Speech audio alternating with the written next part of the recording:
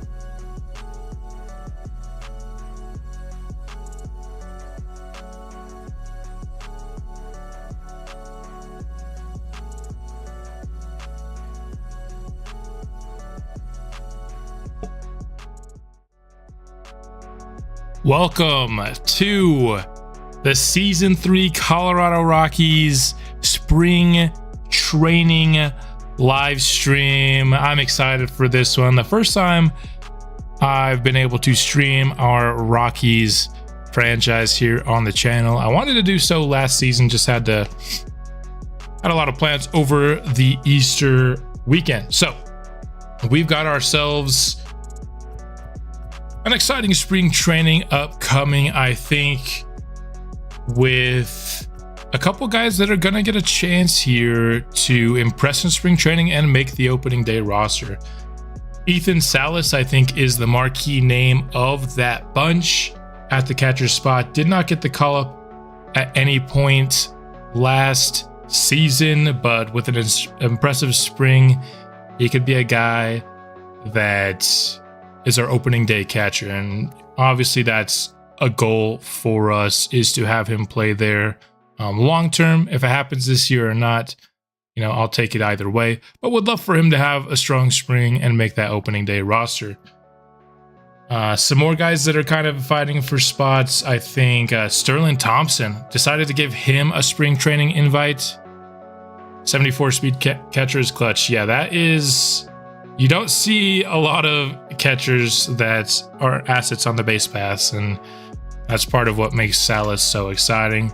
Thompson, he's 24, did not have a good first season with us, but last year he impressed and I think earned himself a spring training invite. 68 contact versus righties is really what I think can help him play right away. Would probably be a platoon player for us, play only against righties, but I think he could be a good hitter for us there if he has a strong spring.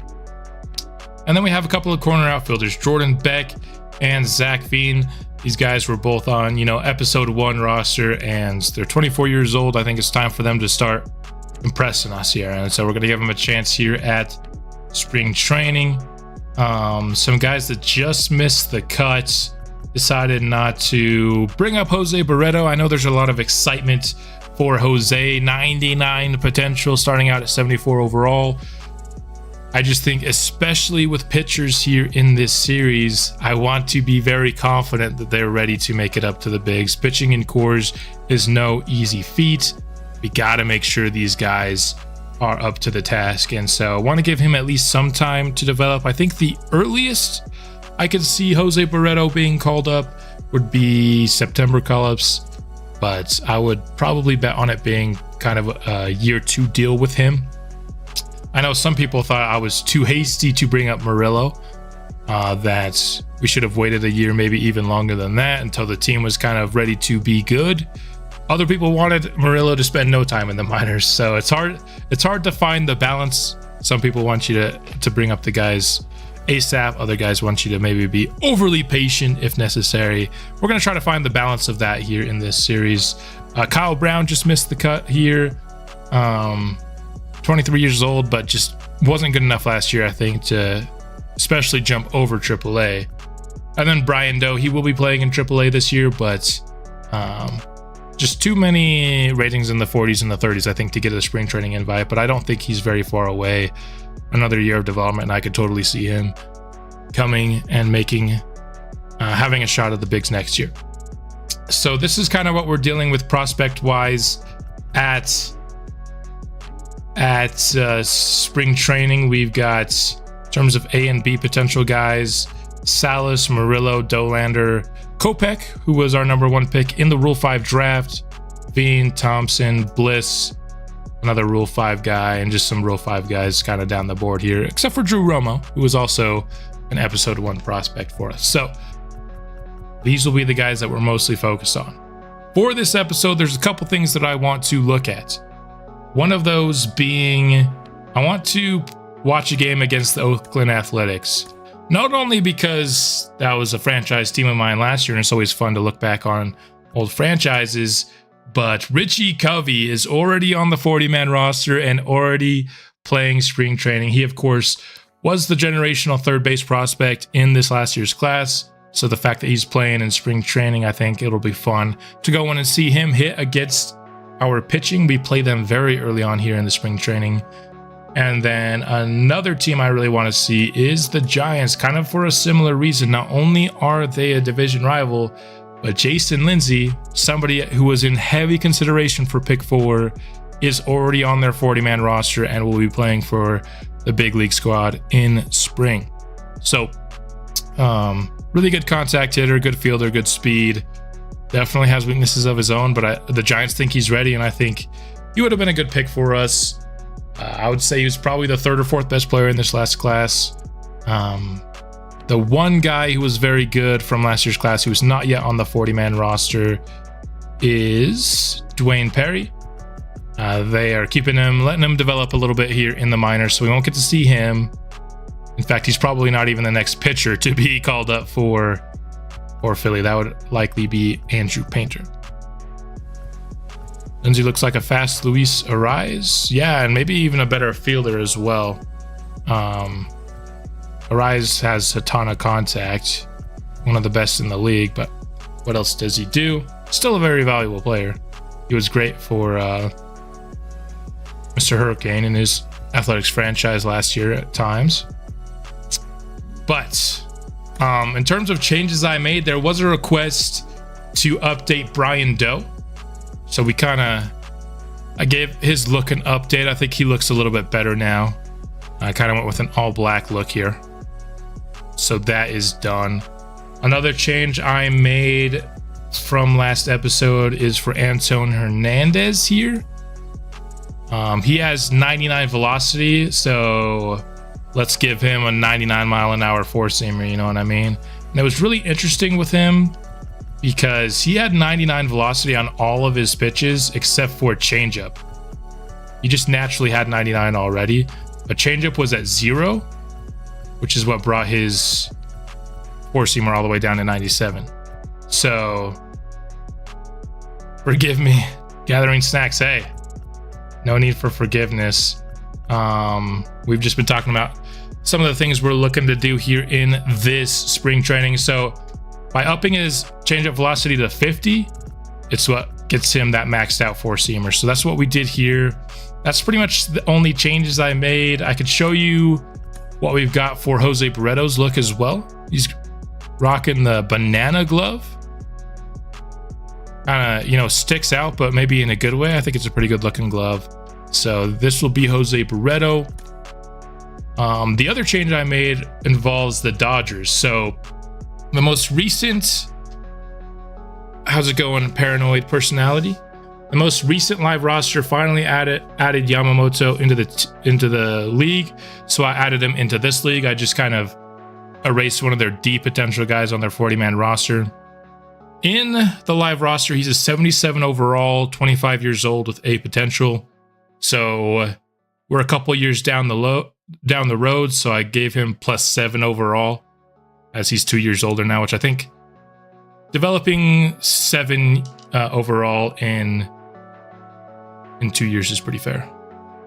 How do you get the banana glove? I will show you. So equipment, glove, it is,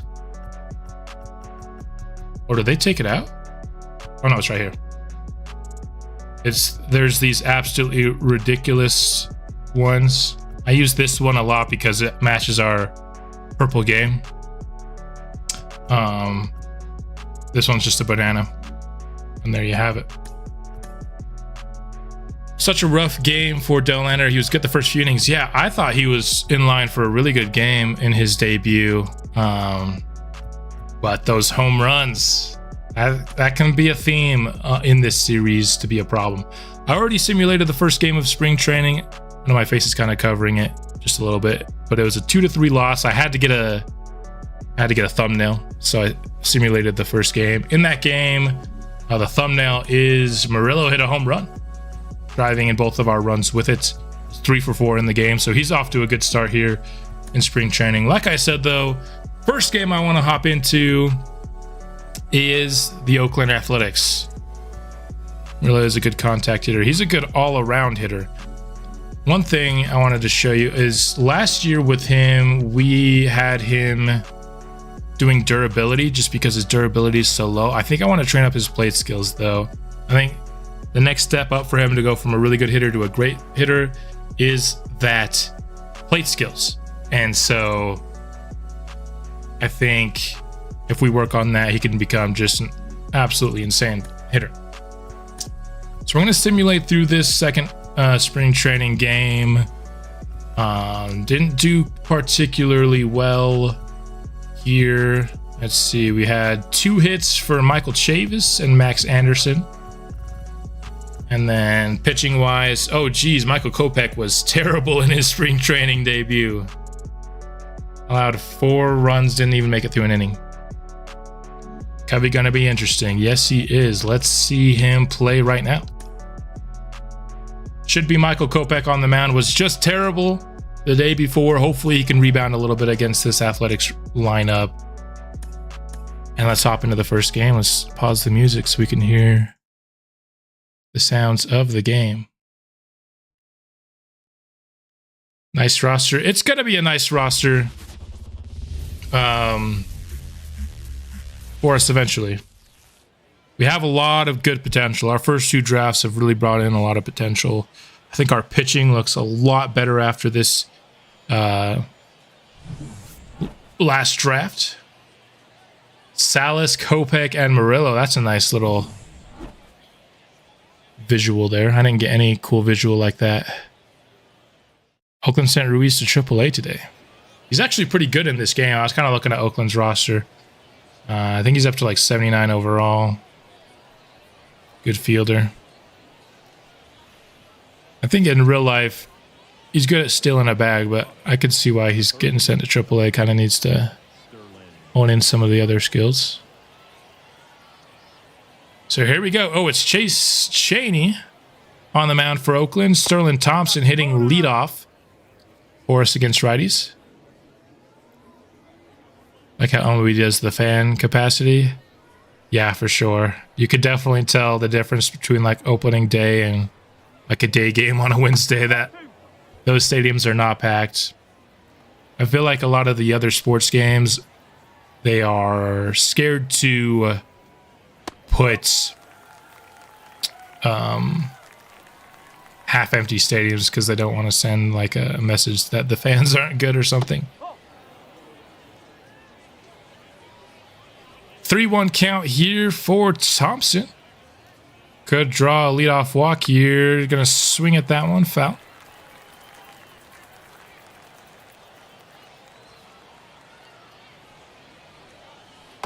And there you have it. Leadoff walk for Sterlin Thompson. Good way to start. I'll bring up Zach Vane. I'm hoping a lot of these guys can have strong springs. I feel like our opening day, our major league roster just kind of needs a little bit more excitement to it. First couple of years. The first year, of course, we didn't pay attention to it at all. Last year was mostly just Rule 5 picks until September.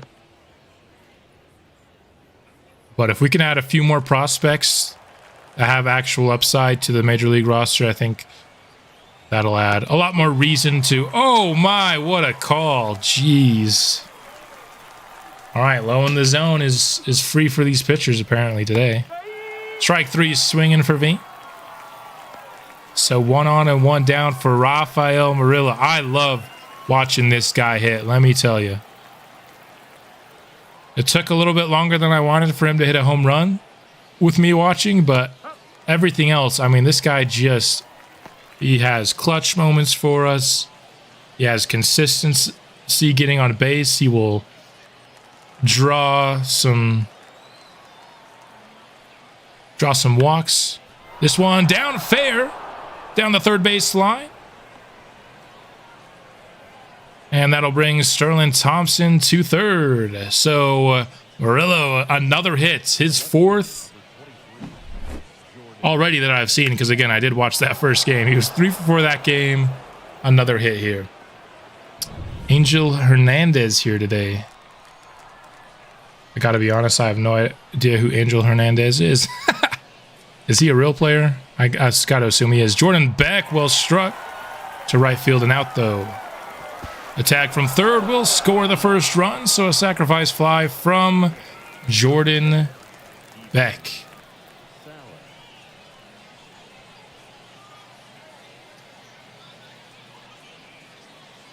Here comes Ethan Salas. This is, if I could have one guy, have an impressive spring training, I really hope it's Salas here. He drew a walk in the first game that I walked.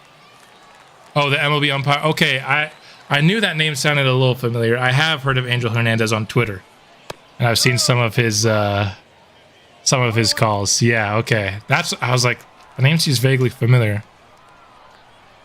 We got a run in. That's a good way to start. 1-1 here for Salis. That pitch hit well deep to left center field, back, and it is gone. The first home run here of the stream. Ethan Salas. 419 feet, a 2-run shot for the 19-year-old catcher. 102 exit velocity, and that's a good way to make your first impression here in spring. Just crank that ball to center field. Adios, pelota.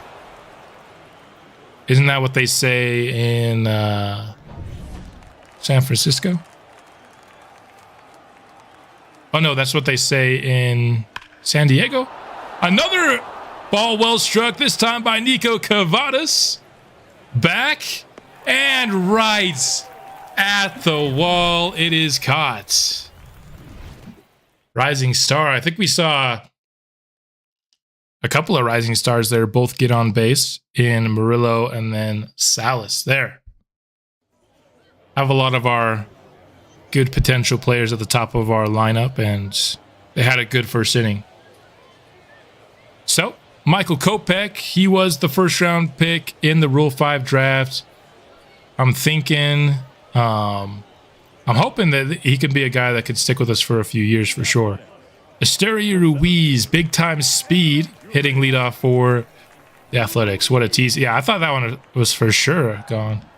It was literally right at the wall.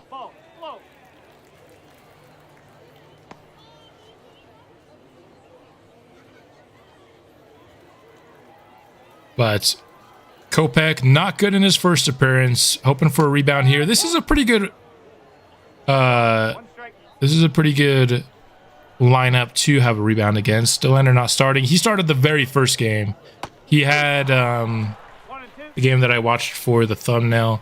He went 3 innings, allowed 1 run, was pretty good. Had a couple of awesome strikeouts. I should have stayed in the game log to show you guys, but I watched that game a couple hours ago. But he had a good first appearance in spring as well. We'll definitely get some Dollander gameplay today as well. I want to see at least a little bit of all of our A and B potential players. Clark Elliott here, hitting through 333 early here in the spring. That pitch a little high.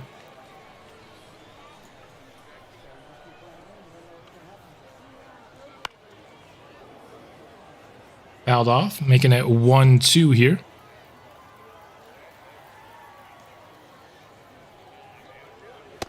And strike three, swinging at the fastball way above the zone for Kopech. 2 up, 2 down, trying to make it a 1-2-3 inning. Brian De La Cruz playing left field for the Athletics. So they do not have Richie Covey here at the top of their lineup. Maybe he's hitting fourth for them. Although he plays the same position as, what is his name? Who's the third baseman for the Athletics that played really well last year? Strike three. 1-2-3 inning for Kopech. A very strong first inning. Up 3-0 after 1. Looking good on both sides here. Salas doing a good job. You always like a good catcher because you see a lot of the catcher. He's involved in every single play. In my White Sox series, that was the first position I drafted. I knew I wanted a good catcher. And then, of course, this series we traded for our elite catcher. Hit well by Locklear, left field, up, off against the wall. Should be extra bases. And we're hitting the ball well here. There he is. What's that guy's name? He's playing shortstop now? Yeah, he's playing shortstop. And Covey's playing third. 3 Ks to start the game. I mean, yeah. Talk about a rebound inning for Kopech after a bad 2/3 innings last game.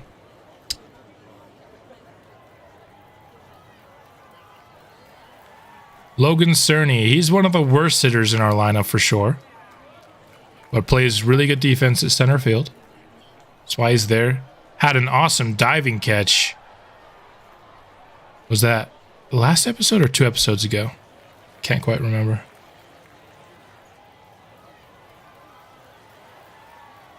Man in scoring position, but behind 0-2 for Cerny, and fouls one off. Nice job protecting.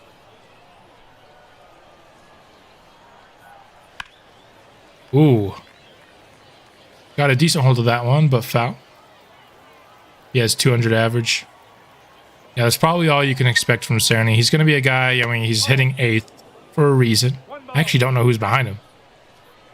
But, it was 2 episodes ago. That makes more sense. Cerny lifted to Ruiz. And we will try to tag here. The throw, if it was online, would have got him. But he could not make that throw accurately. Ryan Bliss. Ryan Bliss should probably be hitting ahead of Cerny. Neither's excellent. Both, we have both for their defense. I do think Bliss is a little bit better than Cerny hitting, though. He should probably flip that.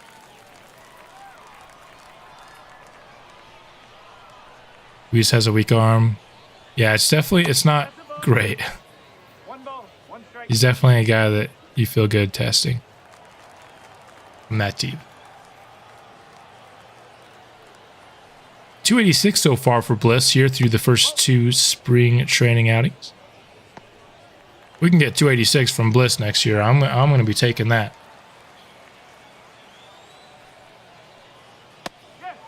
Swing and a miss from Bliss.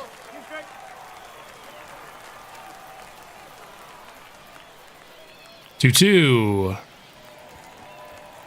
Once again lifted to the outfield, but should be taggable. Throw from Tyler O'Neill was great. And there you have it, a defensive highlight for the Athletics to get out of the second inning without allowing a run.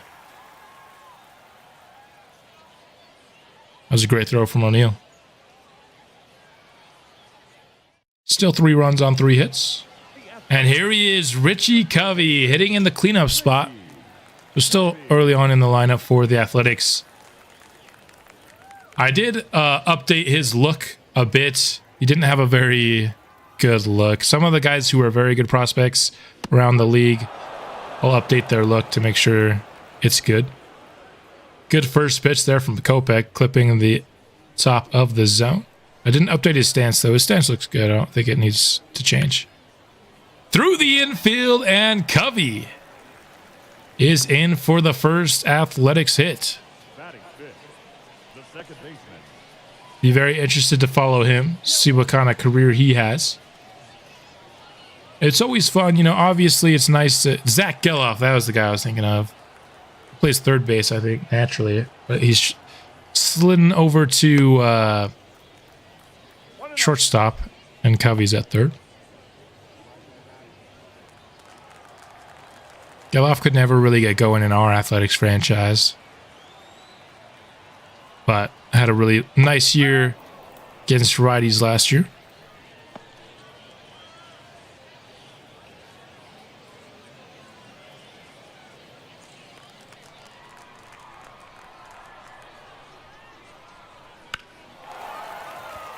Out to right field, Zach Veen giving chase. It is caught at the wall.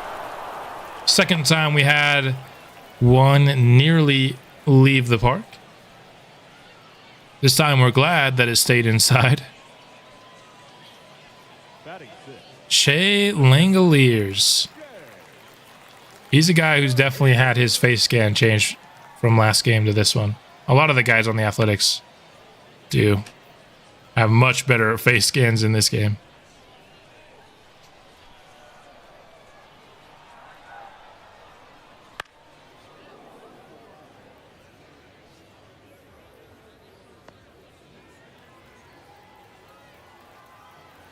Kopech ahead 0-2 here.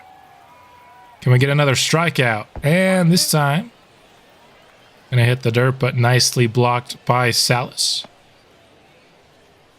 But I'll keep Covey at first. Ball. 2-2. Count evened up here.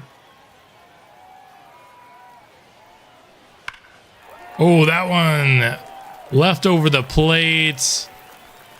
And it is up against the wall again. Second straight time for the Athletics. It sounded great coming off the bat. I thought that was going to be a home run off the bat. But then the crowd reaction told me it probably wasn't going to be. This Athletics lineup not looking so bad, honestly. A couple of years in, they've made a couple of nice moves. They've had some guys develop.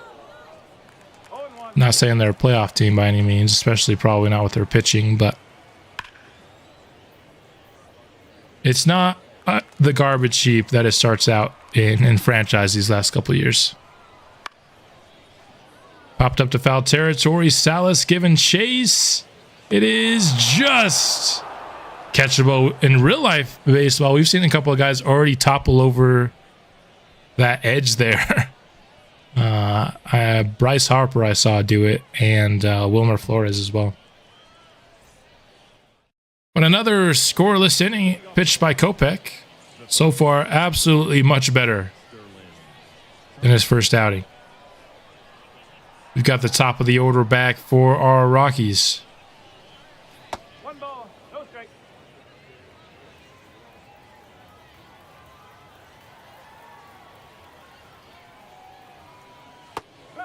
Slider, a swing and a miss.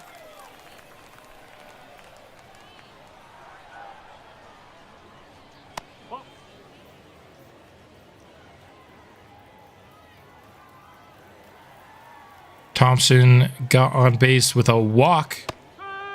to start off this game. Now is the count even at 2 apiece.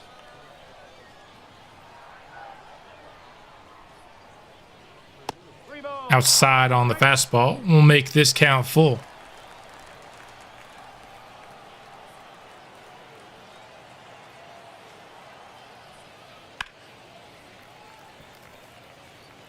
Good battle here between these two.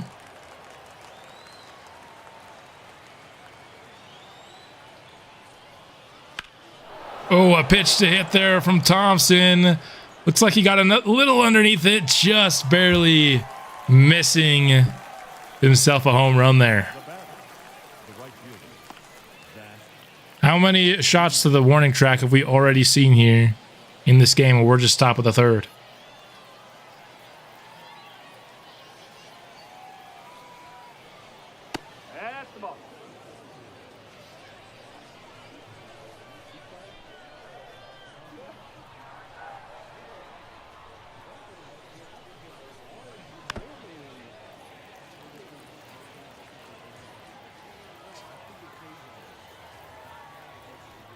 Yeah, if this park, literally, if you take off 5 feet from anything in this park, we've already had like 5 home runs in this game. Von Rye, is your plan still to start your franchise on April 3rd? I do have work during the day, but I can try to tune in if that's the case. Cheney's pitch count is getting up there. Yeah. Normally, you only pitch 3 innings anyway. Or the CPU chooses to only pitch 3 innings, sometimes 4. So pitch count usually doesn't become as much of a problem. Veen gonna get this one through the infield, past the diving glove of Geloff. Oh, he's playing second, not short. Logan Davidson's playing short. Rafael Morillo singled his first AB. Take strike 1.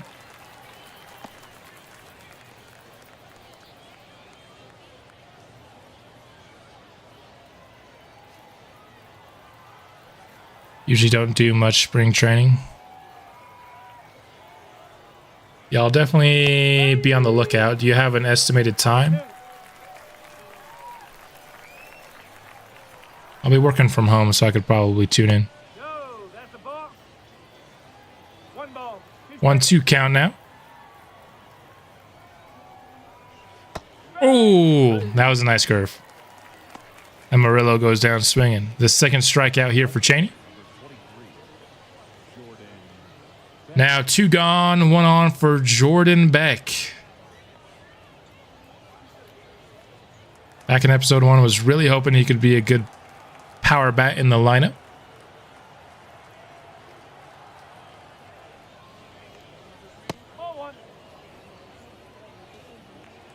He could still, offer us a good power bat. He just doesn't quite have the upside that we were once hoping for, with his potential being nerfed by the game. Chopper is handled at shorts.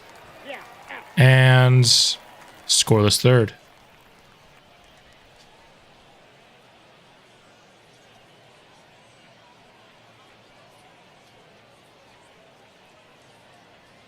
Around 10 a.m. Central. Okay. That'll be...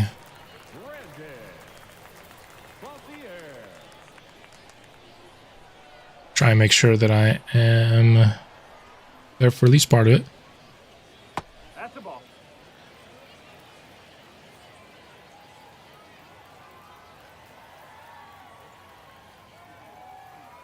Peter hit you with the restart. Man, my computer hit me with 2 in one day last week. That was annoying. It was my work computer, though.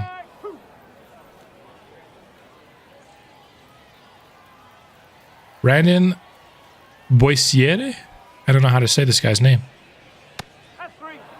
Can we get another scoreless inning here for Kopech? Starting off with a strikeout, and that'll bring up the 9-hitter Logan Davidson playing shortstop for Oakland. I wonder, I'm sure they don't, but since the A's have actually committed to moving to Vegas, I wonder if they have it coded into move in the future. I don't think they would though. All right, let's see one more strong inning from Kopech here. Gonna be another fly out. I mean, he's been like a few feet away from having another really bad outing, let's be honest. Which is a slightly shorter park. But hey, we don't almost doesn't count in baseball, you know what I mean?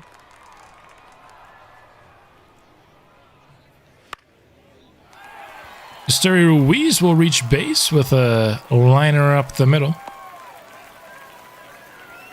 So he's not going to have the 1-2-3 third inning here. Let's see. Pitch count still at 31. Been efficient. Chopper here should be handled easily. Bliss over to Cavadas. And there you have it. 3 scoreless for Michael Kopech today. You have to imagine he will be subbed out for the 4th. He might play the 4th though. Shane Bieber, he's the best pitcher that the Athletics have. He's coming in the 4th, 85 overall. So let's see how Salas can do against a little bit of a higher caliber pitcher here. Doesn't throw incredibly hard, but he's got some good ratings.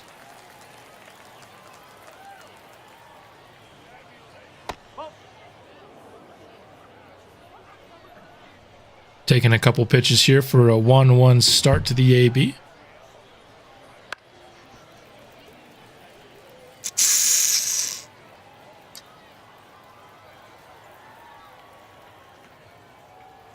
What's his overall? For Salas? Salas is 19-77 overall. Shane Bieber is 85 overall and like 31 or something, I think. Doing some sim franchises to do the draft more so than play the games. Seeing college age guys with high 70s and low B potential. Yeah, they last year you couldn't really get above 75 overall for non-generational players. They did change that this year. There's even guys, like I made the community post about it. You can get a guy that starts day 1 in the 90s overall in this game, which is absolutely wild.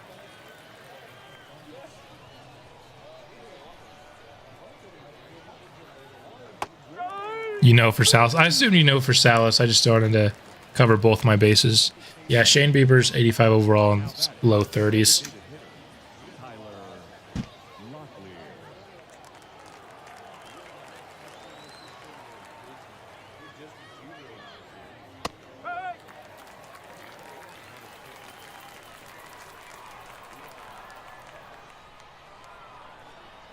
Wyatt Langford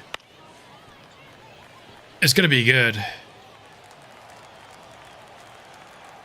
He started off his minor league career really well. Slider in for strike 3 for Bieber, so you definitely could tell the changing caliber of pitching in that. Yeah, moment you get, yeah, it was totally different inning for our offense there. Now that we got, you know, an actual good quality starting pitcher. Here's Chase Dolan. Pitched those 3 innings, allowed 1 run. Got a couple strikeouts in there. So now we get to see Chase. That's the fun thing about spring training is you never know who you're going to see come up and pitch.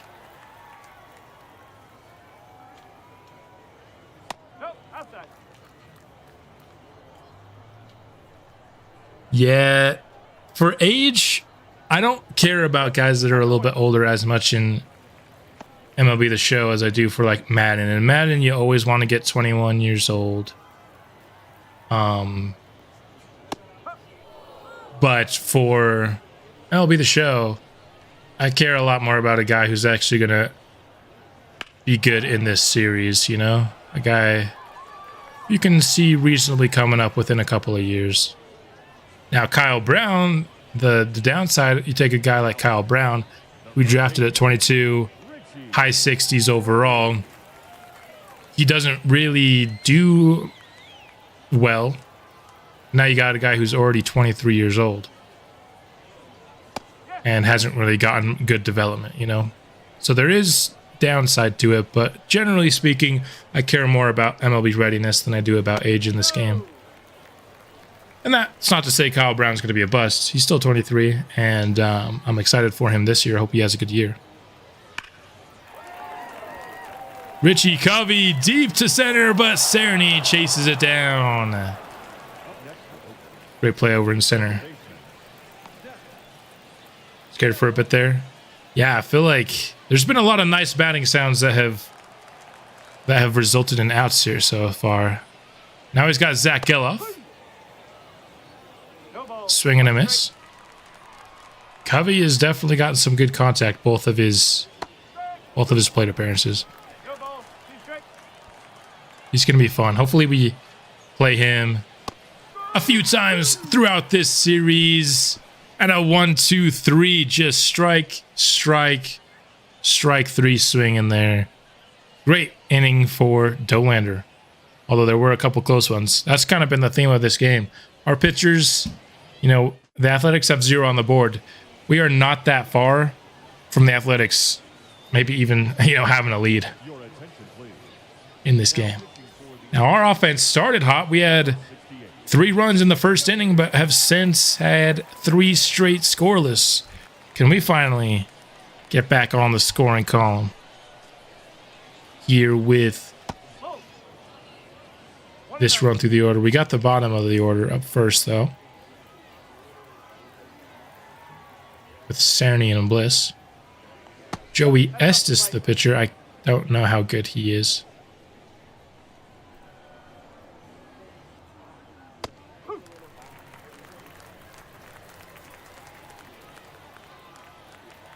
Cerny getting ahead 2-1 to start. Now he's at 3-1. Leadoff walk would be nice here. Not going to get it here. We're going to get the full count. Payoff pitch is foul off.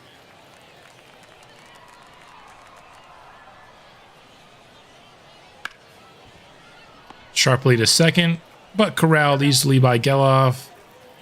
And the first out.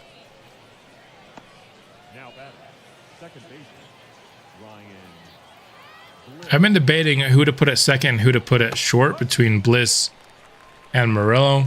Murillo's the shortstop of the future, obviously, right? But Bliss plays a lot better defense. Light tapper over to Geloff again. Bliss has some speed and he does beat the throw. Nice. And obviously you like he should have had a walk, but you never know. Some of these calls today have been pretty favorable to the pitcher. You want, you know, you care more about defense and shortstop than second. They're both important. But so far I've had Murillo playing short, going for a steal here. He is out. Langoliers, he does have a big arm. That's the one thing I remember from the MLB the Show 23 franchise. That was like his arm was his best thing. Shows it off here. That was just right on the money on that throw.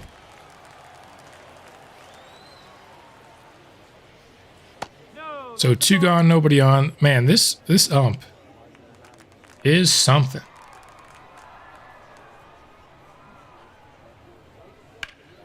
There we go. But it's out. He's the base manager. Feel like wasn't a terrible decision, but it wasn't necessary. But hey, you know, it's spring training. Now is the time to get caught stealing, I suppose. Got Blaine Enlow now back for his second year. Rule 5 pick ahead of season 2.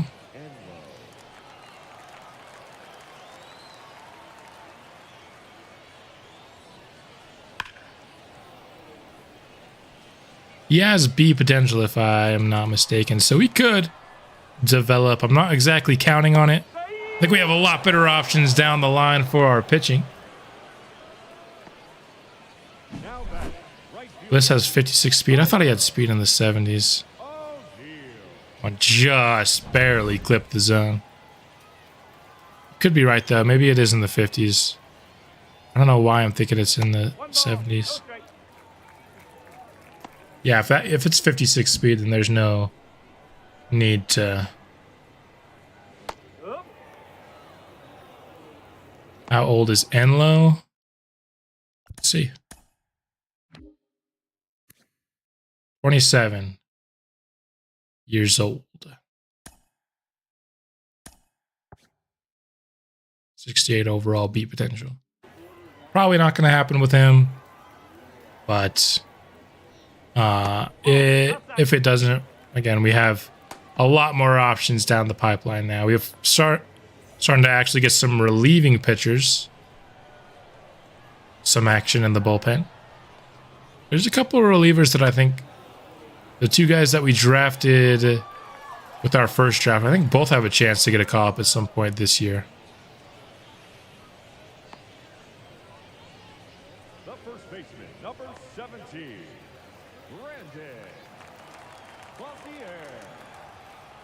two gone here for Enlo.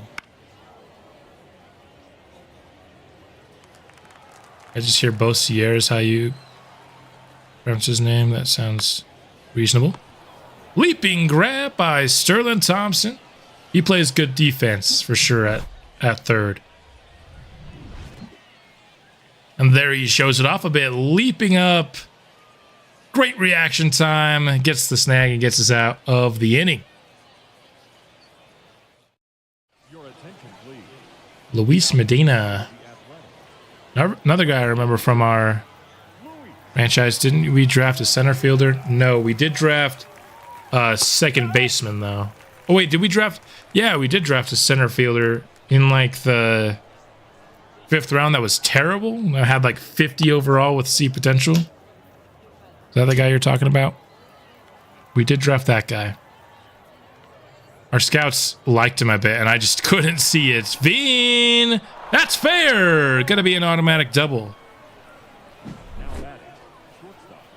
Just got that in fair down that right field line. Not a lot of room there.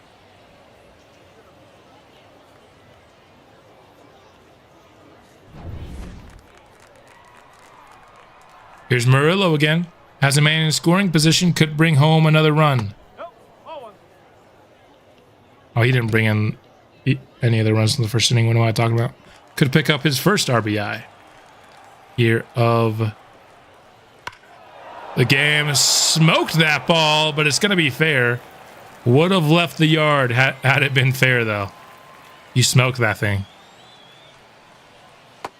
And he goes down. Oh, he's 1-2. For some reason, I thought that was strike 3.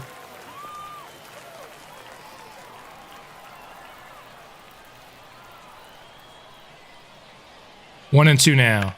That's right over the middle. You gotta keep that fair. He smoked a couple of these balls, though.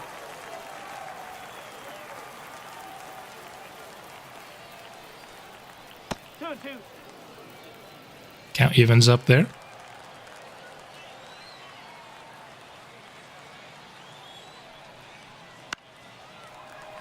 Another foul ball. He's sticking in it. He's getting good pitches to hit. You just can't keep them fair. Below the zone will bring the count full. All right, 2-run homer right here. Oh, swinging at the fastball outside.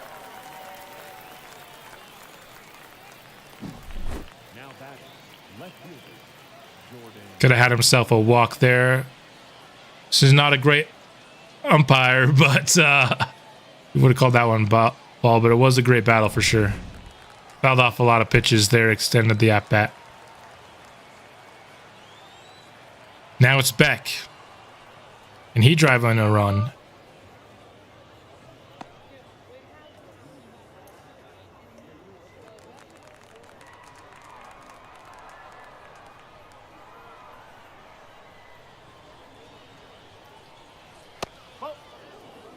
Getting out of the count. Good patience so far.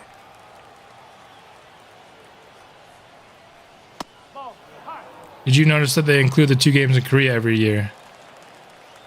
Yes. It was 14 weeks last year, though.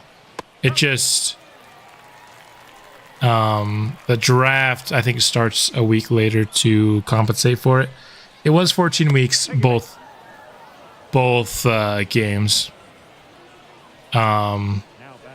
But yeah, I did notice that you get the Korea games. They're not actually technically played in Korea, though, as we're seeing a nice replay of that Salis 2-run shot in the first inning. They do a home and an away game for the 2 games because they don't have that Korea stadium in the game, and Salis gets hit number 2. That'll put in a run. Veen scoring on that one from second. Was a close play, but Veen made it home. A 3rd RBI for Ethan Salas. He is doing well.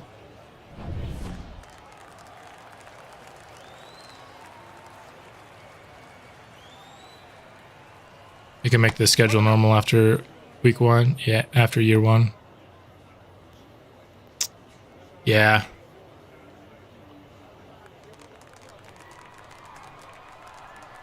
So we finally get a run. It took us, 4 consecutive scoreless innings, but we finally got back on the board here.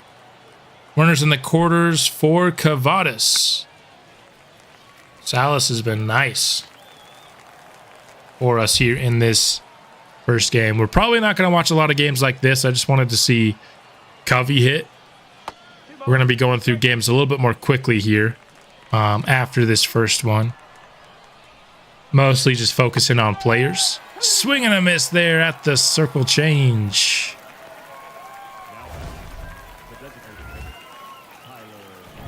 You don't need to see that pitch again. Tyler Locklear had an awesome game in our Padres game. Had that multi-run homer that multi-homer game that brought us back to tie it in that insane 7th inning. Watching that game live when I was recording it was insane, and I tried to match that energy when I went and did the voiceover later, but that was a very fun game to watch, that Padres game. If you like offense, of course. If you're a fan of pitching, not your game. Nobody came in and pitched well in that game. Locklear will drive in another run. Runner will hold at second, so it'll be first and second with 2 down.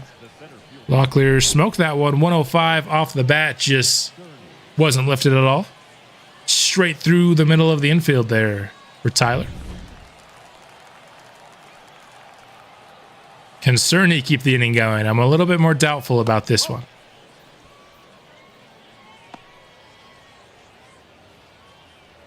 Cavadas was so good on the showcase games. He's struggling here for some reason. You like offense? I do too.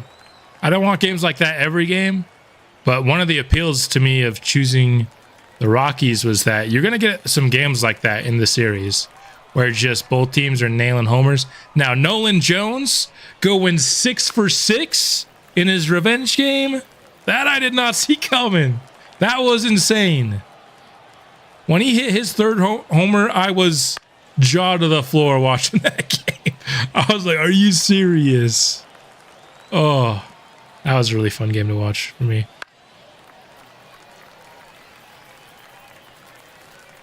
The highlight defensive plays are always good. I like diving catches and the jump throws. I also love nasty off speed pitches for strike 3. Baseball's just fun. I've been sleeping on it for most of my life, but this game has introduced it to me, and Cerny will keep the inning going. I was skeptical, but he brings in 2 more Rockies runs.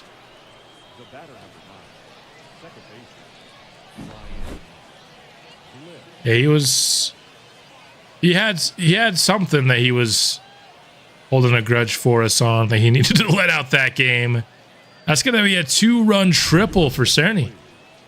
Now pitching for the Athletics, number 33, Reese.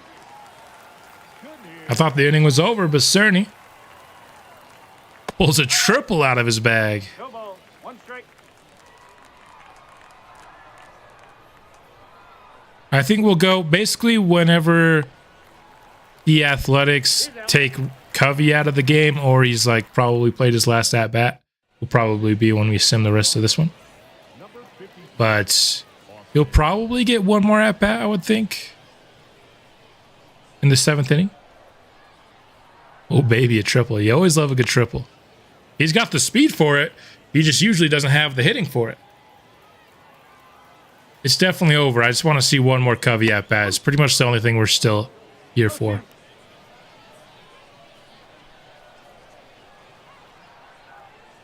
In fact, with this game over, let's get to it now, shall we?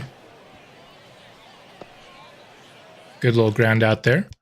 So this is what I do whenever I'm looking for player-focused content. I'll just go until their at-bat comes up.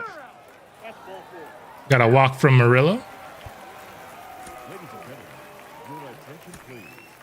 Now pitching for the Rockies, Jeez, number 35, that took like a million years just to do one thing. the Athletics. And he doesn't have another at-bat. Lovely. Let's simulate to the end of this game. He would get relieved in the 7th. But we would beat the Athletics 8-1 here in our 3rd spring training game, picking up our first win. Both sides were impressive. I thought the hitting was great. Little lull there in the middle innings. We also see some Morillo defensive plays. Here's the thing with CPU versus CPU. So if you play the games right, you can do actual player lock, which will show you both their bats and their defense. But with us doing CPU versus CPU, there's no way to do that really, unless you watch the entire every single pitch, right? Because you never know when the ball's actually going to be hit towards Morillo, unless you do a player lock game, which we just can't do without playing the game. So that's the one downside. Ethan Salis is your player of the game. No surprise, he was awesome. Is you can't get like player lock defense. The only time you're ever going to see defensive highlights is when you're either watching a full game or you're like player locking a pitcher. So what should we do next here? I think we want to watch the pitching in the San Francisco game, but we do want to. I think I want to simulate a little bit because I just want to see kind of how people are doing in spring training. But I do want to watch the pitching here because we'll get to see Jason Lindsay.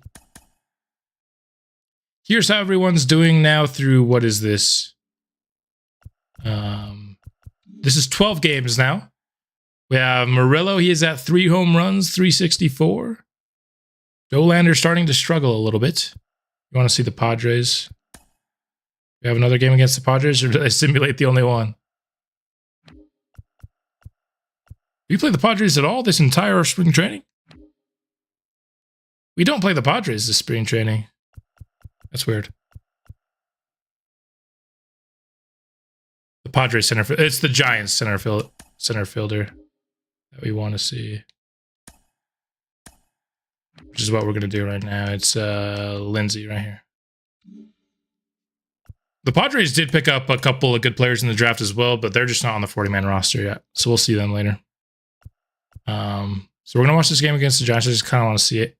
So Ethan Salas is on a heater. 6 homers already.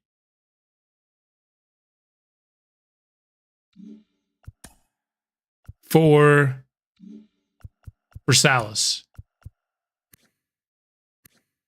Oh, you don't get to see it here. 344 and 6 homers, 14 RBIs for Ethan Salas. Okay. Bliss is cold. He's not able to hit above 200. I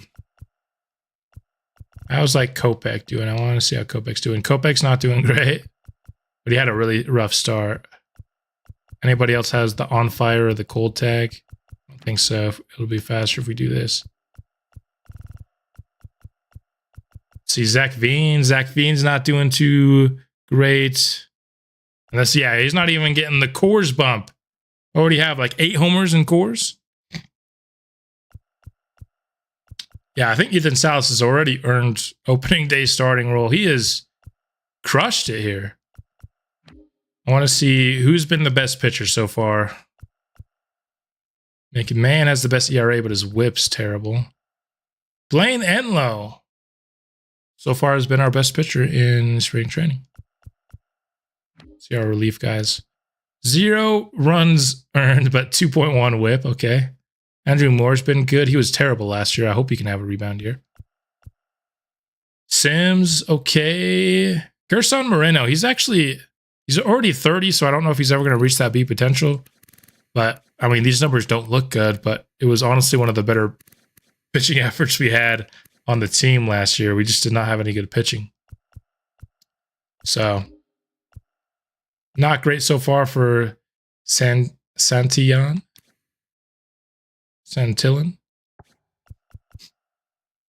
His whip's good, but his ERA is terrible. All right, so we're going to watch the pitching only today against for this game. I just want to see Jason Lindsay. Or maybe we'll pick and choose. We'll kind of come in for a couple of at-bats, maybe. I don't know. Oh, whoops. I don't want to be making any of these decisions. It's CPU versus CPU. There you go. Salas on an absolute heater. Morillo still hitting, 364 is really good. Jordan Beck, 281, solid as well. Those are probably our 3 best hitters so far in spring.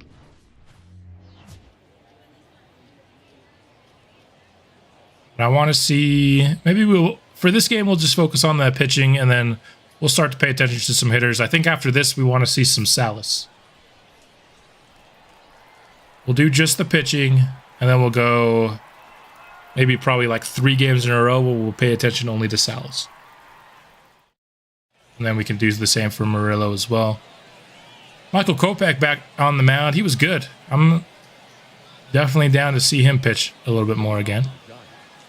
The second baseman, Tyro Estrada.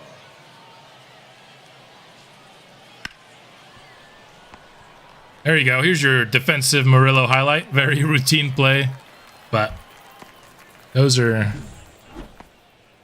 few and far between, I think. Very unpredictable when you're going to get an awesome defensive highlight.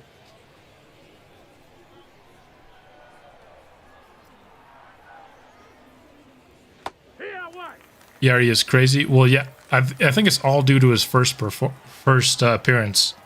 He had like 4 earned runs and didn't even make a single inning. So I think that's hurting him. Hampson laying down a bunt, former Rocky, and just beats the throw.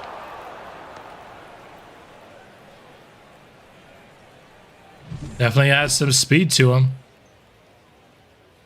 Know that from Mr. Hurricanes, MLB the Show 21 Rockies franchise. A while back. Oh! I honestly think the throw might have beat him there. I don't know if we can challenge. It was close either way. It's spring training.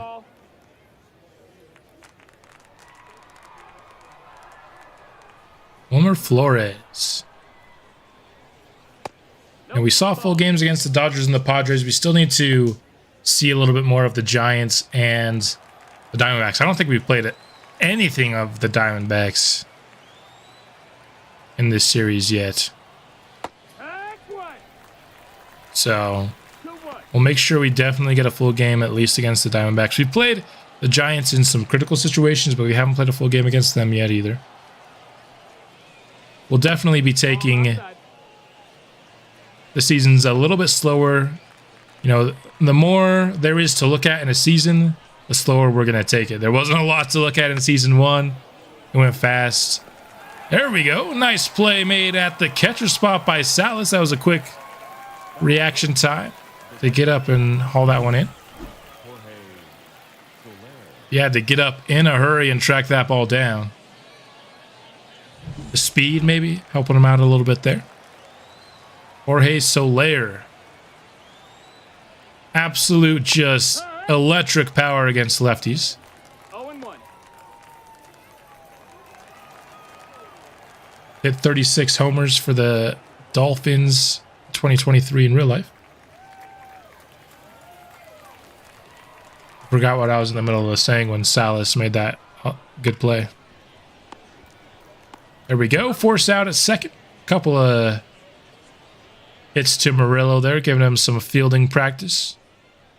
One hit on the board.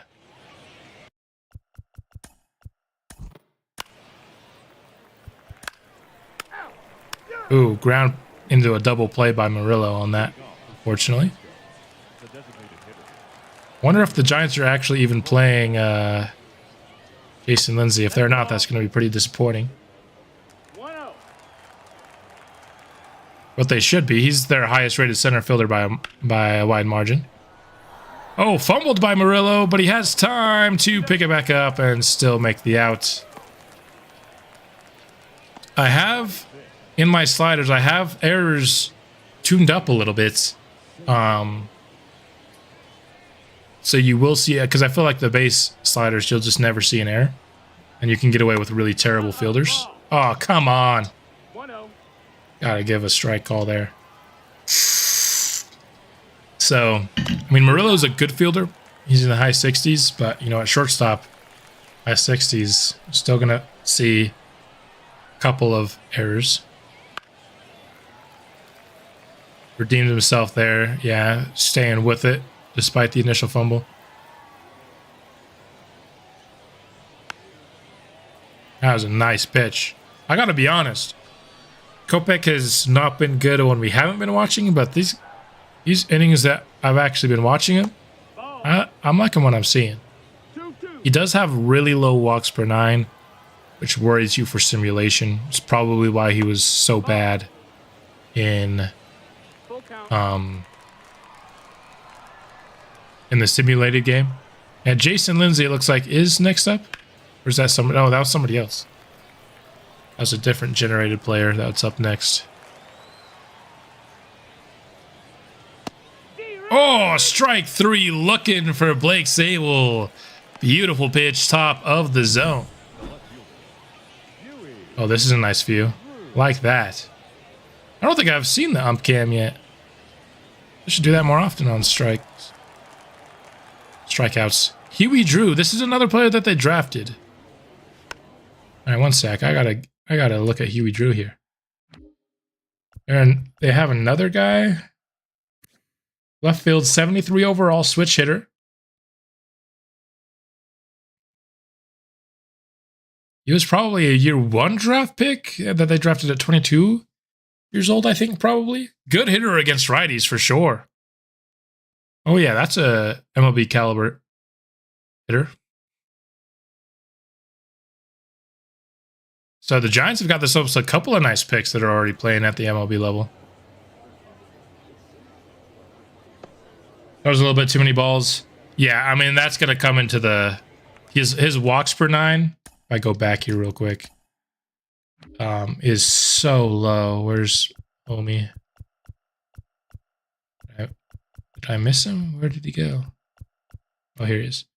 38 walks per 9. So yeah, he's going to have problem throwing balls. But 90, I love 95 pitcher clutch. Really like that. His break is nice. Like the hits per 9 and player clutch combo, I think could really work. It's going to be a risk though. He might be terrible. Certainly has kind of boomer bust potential about him. Nope, ball. But he has a potential. Not that he's going to reach it. He's already 29, but he's already kind of in the mid to high 70s. If he could at least get into the 80s overall for us, he could stick around for a few years. It just all kind of depends on how he performs. Salas say we're gonna watch this one. This will be the only at bat we watch. But he's been awesome. We're gonna look at a lot more of his at bats after this game. Going against Logan Webb though, very good pitcher.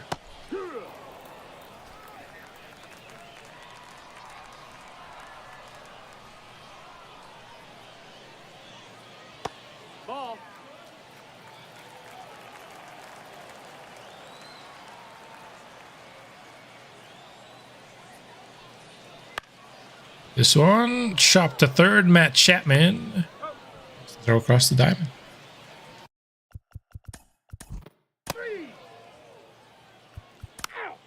So, yeah, they're not even actually playing Lindsay. So we'll watch the third Kopech inning, and then we'll get out of this game because they're not actually playing Lindsay today, unfortunately. Wonder if he's injured or if it's just a rest day or what. I wanted to see him. We do play the Giants again, so we have another chance of seeing Lindsay later on in spring training. So we can always do that. We can hope that he's playing the next time. You can also get subbed in for, so we'll pay attention to that. You could get subbed in for it in like the 7th or something. 2 balls, 1 strike. So when we simulate, I'll try to do it slowly to see if that happens. Ball.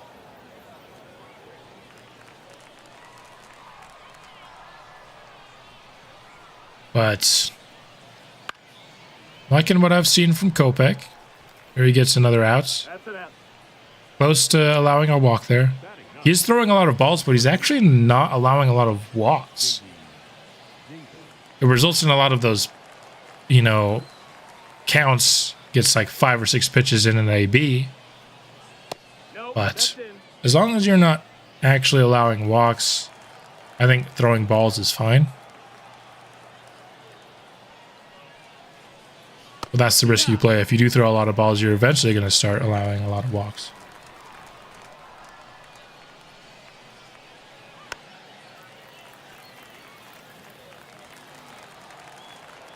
Head of the count, 1-2 against J.D. Davis. Slider fouled off.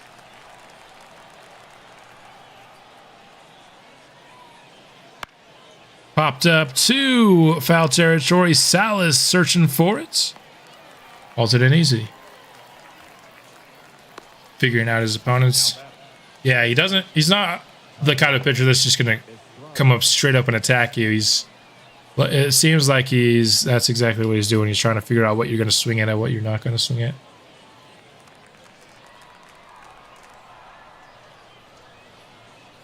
How the umpire is going to call it sometimes as well.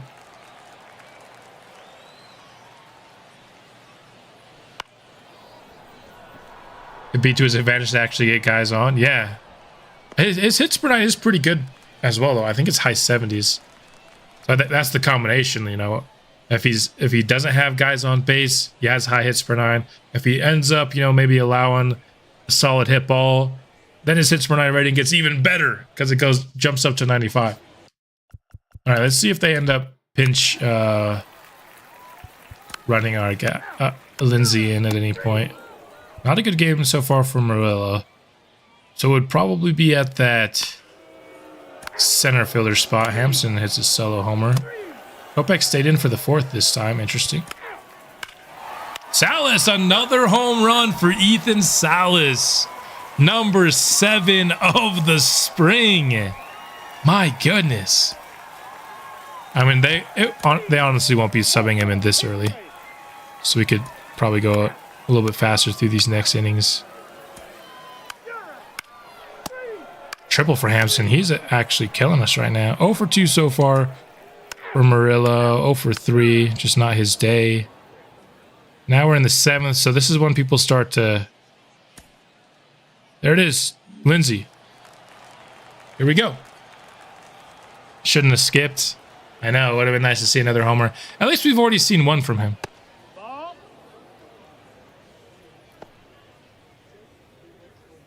Hits per 9 and home runs should work well in course. Yeah. Normally, like if I'm just doing I don't know, let's say we were the other side, we're doing a Giants franchise. I like K per 9, but it's so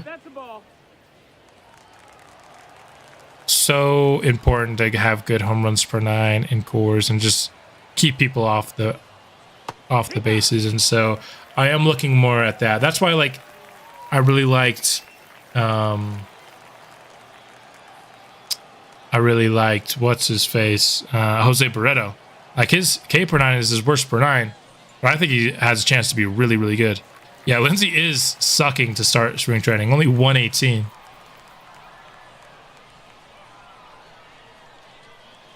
Probably a small sample size if they're not starting him. And here he's going to just quickly line out. Watch this other generated guy too. So the Giants, they were definitely kind of the next worst team. They're the team that was just a step above us, right? And so this will be the first team that we hope to surpass in the franchise. But they've got a couple of really promising young guys that will be growing alongside. I'm interested to see what Drew's potential is, because I don't remember being that good, but I could be wrong.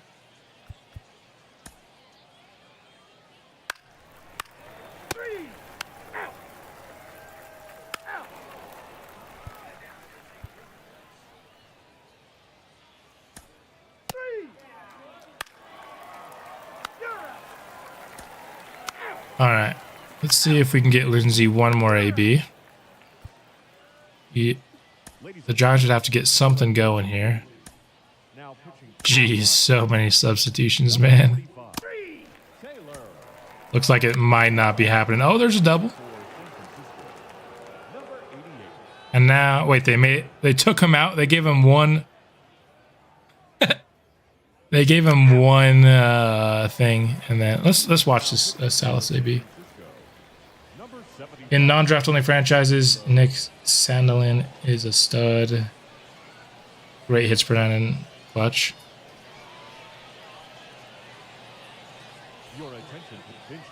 Yeah, I debated doing a non-draft only franchise this year, but I thought it might be better. Oh, it's Drew Romo. We'll watch a Drew Romo AB. We're not going to see very many of them, so let's see one here. Pretty much destined to be the backup catcher for us, or a trade piece. Somebody that, you know, in episode 1 thought might be our starter, but obviously with Salis, A, being a great prospect, and B, just absolutely crushing this spring so far. Salis is obviously the guy for the rest of this franchise series. And the sucky thing about Romo is he also does not have any backup secondary positions. So he's the backup catcher or a trade piece. I think he could be a good backup catcher, though, because what you really want from a good backup catcher, no, he's 67 overall.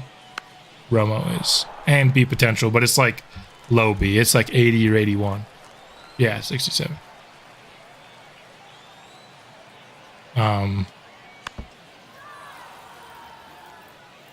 We're going to do the White Sox. There is something nice about doing your favorite team, because you just come kind of pre-invested in the core, right? That's something that, you know, I would love to eventually do. Like once the Eagles become a rebuildable team, like they don't already have a stacked roster in Madden, I'm going to rebuild them as soon as it kind of makes sense. And you come invested. You're going to know a lot more about the prospects in the organization, right? Because it's the prospects in your favorite team. You're going to have a lot more attachment to these guys than you would if you just picked some random team. They need young starting pitching. Hey, well, the method we use for scouting is certainly great for pitching. That's no surprise there. I mean, that's the strength of it. Gonna get cooked. Yeah, I mean, he's not a major league hitter. Oh, we went to extras. Let's go. We're subbing out all our players, and we lose 3-2. We came to see Jason Lindsay and we saw 1 AB. But Michael Kopech did well. So we've seen him a couple of times. Probably don't need to see him again, but you never know who's going to be pitching. Hopefully Lindsay's actually starting for this one. Play the Giants again on the 19th. We also plays the A's again on the 18th. But what I want to do right now is I want to take I want to take maybe not all 5 of these games, but maybe most of them, and just look at Salis ABs. Cardinals pick at 7. You could still get really good players at 7 for sure. Not the top guys. That's like a little bit too far to hope for the top guys to drop. You might if you're lucky. I've seen a generational prospect one time. I was just kind of messing around in the game and doing some drafts. I saw them drop all the way to the Padres pick at like 13 or 14 or something. It was wild. But then you don't pick till 88. Jeez. Yeah, you're gonna need some discovery help to have a good draft. I mean, getting a good pick at 7 should be easy. Well, then nothing else in the top 75 is tough. Because even like discovery guys don't always drop to 88. If they're discovered by literally anyone else, they won't drop that far. All right. So we're gonna start to focus a bit here on Ethan Salas. And what he's doing, trying to continue his hot streak, of course, coming off a homer last time out.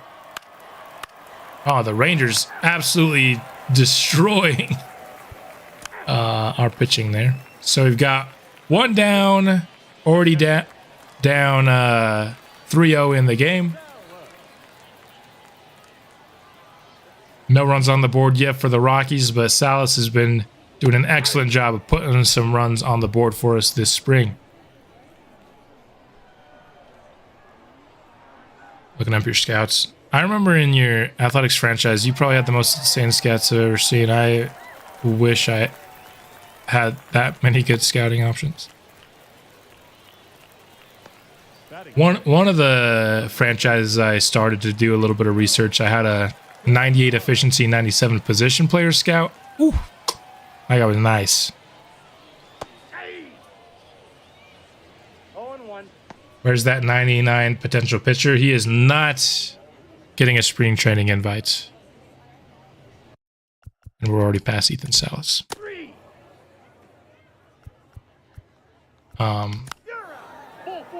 He's just 18 years old. I want him to develop a little bit before we put him up against MLB competition. He's certainly like at 74 overall. He could probably hang. Here's Wyatt Langford. Speaking of, we also saw him a little bit last season. All right, we could be. Oh, Morillo, there we go. Doing a lot better than he did last time out when we were simming. Solo shot for Rafi. And then a double for Bex. We got a man in scoring position for Ethan Salas, the star of the spring for the Rockies. He's that stupid heart button is blocking part of your chat. He's a 90-something at age 22. Last year when I was doing research for the Rockies franchise that I wanted to do, I had a left fielder, or was he a right fielder? I honestly can't remember. That was generational. I put him over to center field because he had great speed. And the dude was 90 in the 90s when he was 20 because he hit 40 home runs in his rookie year. In his age 19 season. It was nuts.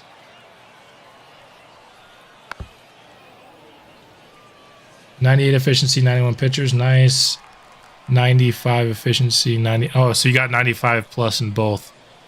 That's really good.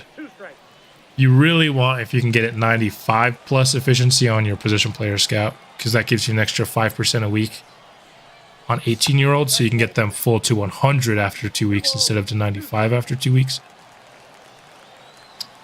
And I haven't been able to get that, but I did this year, I think. I've played so many franchises, I kind of sometimes forget who's where, and off the glove of Seager there will get Salas aboard. They'll call it a base hit. His hot streak continues. Cavadas, there we go. The double there. Yeah, the A Scouts were 98, 98 each. I had never seen anything that insane. Garcia with a 2-run shot. Our pitching is getting kind of destroyed this game. We do not have a lot of depth pitching. We have a couple guys that I'm kind of excited about. Dollander, I'm very excited about, of course. And Kopech, I've got some excitement for. But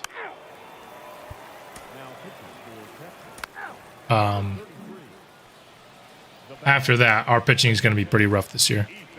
Well, everyone else, we got a lot of guys that are going to come up the pipeline, but they're not at the MLB yet. Our pitching future looks good, but our pitching present, maybe not so much for year 3. We're still going to be very bad this year. We're going to have a couple, I think, of good players. I think Salis and Morillo will both be, you know, guys that will follow a lot throughout the year. We'll see how guys like Veen, Beck, and Thompson finish off spring if they make it as well. Salas, deep to right field, and it is gone! Home run number 8 of the spring. Take a good look. You won't see it for long. And Salas continues to be a monster. A monster hitter in spring. Still doing several Rule 5 picks. I think the Rule 5 draft, I'm just going to play it by ear. Basically, if somebody sucks, we're taking them out and we're replacing them with a Rule 5 player until we get to the point where our entire 26-man roster is filled with prospects. The Rule 5 guys have to be impressed or they're kicked out. There was one exception, Andrew Moore. We released him and then brought him back. And just because there were the options in the Rule 5 draft were atrocious, but for the most part, basically the Rule 5 guys get a 1-year tryout. If they're bad, they're replaced with another Rule 5 pick. Nolan Jones, who? Yeah. I mean, he's having himself a Nolan Jones like, bro, just do one at bat. My goodness. I'm assuming that Salis will probably be pinch hit for here. But we'll see just in case. Tuki Toussaint's gonna be the pitcher. And yep, he's pinch hit for. But an awesome game again from Salas. We'll just simulate to the end of this one. And the Rangers defeat the Rockies 6-4.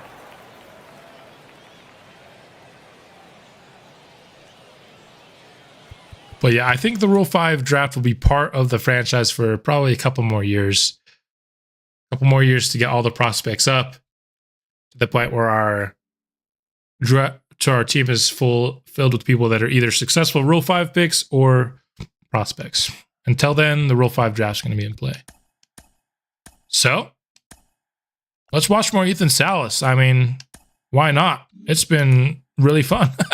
He's killing it. Watch a couple more games of Ethan Salas. Then we might switch over to hitting 7th against lefties. So it looks like we're facing a lefty today.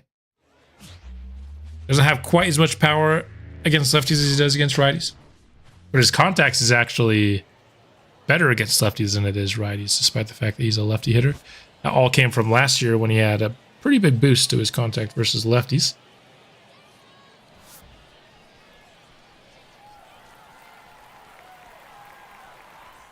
Here we go. Bobby Witt, a star in our athletics franchise that we did last year. Ball 4, take your base. Out. You're out. A bit of simulating here, and our pitching is getting absolutely worked again. This time it's McMahon. My gosh, they're going to go through the entire order. Ball 4, take your base. I know what his clutch is. Salis, let's check.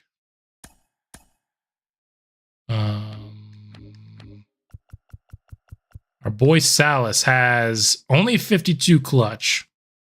Not bad, it's in the 50s, but his hitting definitely doesn't go up in the clutch. I think we don't have a ton of players that their contact actually goes up in the clutch. The one guy, Kyle Brown, has 80 clutch, which is nice. But so far, with the other players, clutch hasn't been actually been really impressive, but none of them are totally bad, which is what you really want to avoid.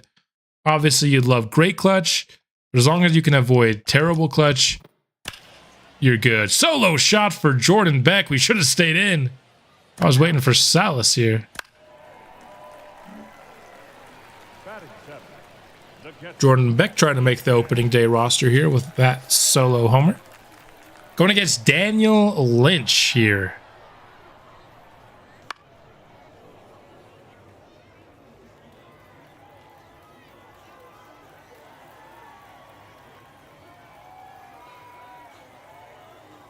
A 1 pitch is in the dirt. And Salas is one of those guys that could honestly ultimately end up hitting first or second in the lineup just with that speed. Yeah, ironically, I think is our second fastest prospect in the organization behind only Brian Doe at catcher, which is a combination of A, he has really good speed, and B, we haven't really gotten much else in terms of speed in the organization so far in our first couple of drafts.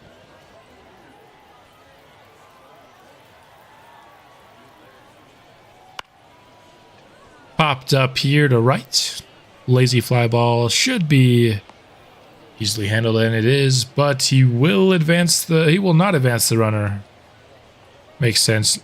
No need to risk it when you have 2 outs. Let's watch Veen here real quick. See what he can do with the man in scoring position. Another guy fighting for an opening day spot.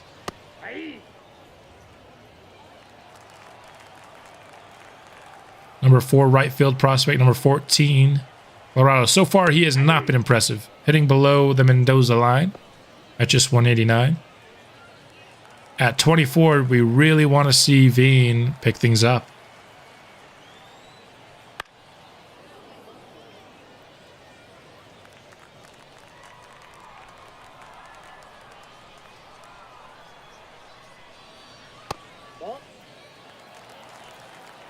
Good take there to make the count 1-2. Hit right at Bobby Witt. And I'll end the second. So the struggles continue for Zach Veen. Bro, I told you to stop. Thank you, goodness.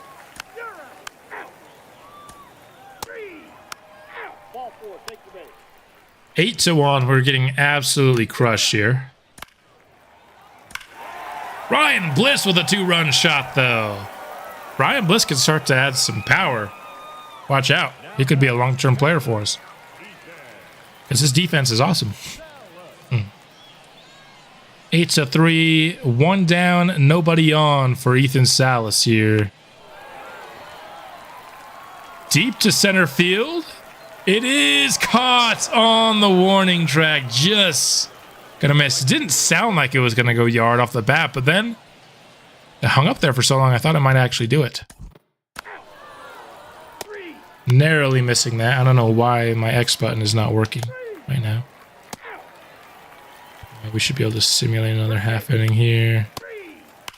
3-run shots for Rafi Morillo.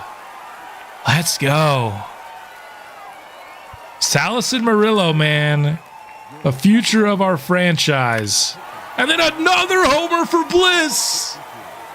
2 straight homers. He's 3 for 3 today. Okay.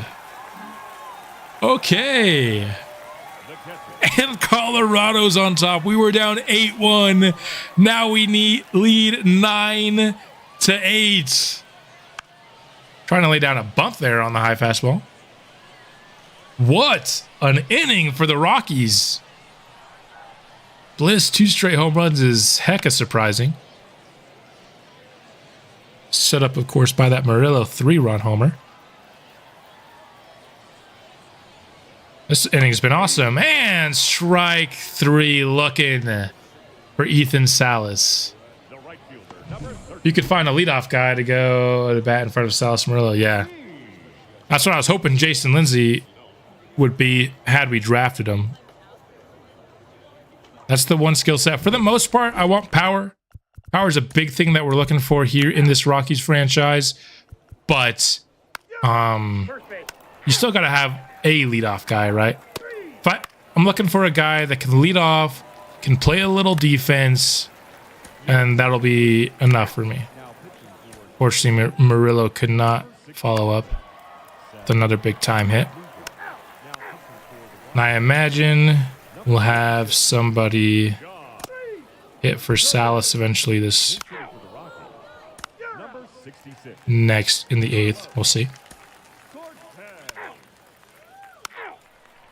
Ball four. Take your base. Ball four. Take your base. 2 straight walks and then a single. So we're only up by 1. I imagine we get a pinch runner here, but we'll see. I just think it's rare that it's not super rare in this game. It's more rare to find power, so I always draft power when I can find it. But to get a guy who's a really good leadoff hitter and who has good defense, I want that. And I felt like Jason Lindsay had it, but the pitching class was just too strong to take it. I really wanted a guy like Jason Lindsay, but I looked at those 2 pitchers on the board and said, I like Lindsay, but I really like these pitchers. I think I would have been very happy had we taken Lindsay, though. I know there was a comment saying that Lindsay's not actually going to be that good, which could be true. But he could also be really good and fun.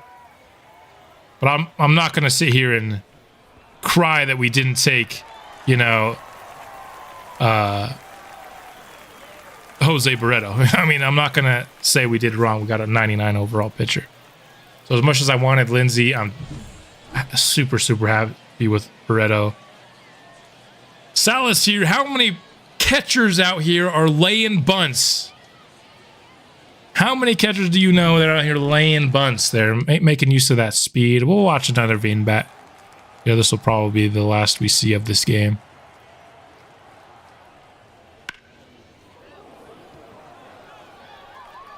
Veen out on the warning track. Flies out to left. And there you have it. Who's our 9 hitter? Is it somebody else worth watching? Max Anderson's not really somebody I'm all that interested in. Kevin Newman, great against the lefties. Can we finish off the victory? No, it's going to go to extras. Lovely.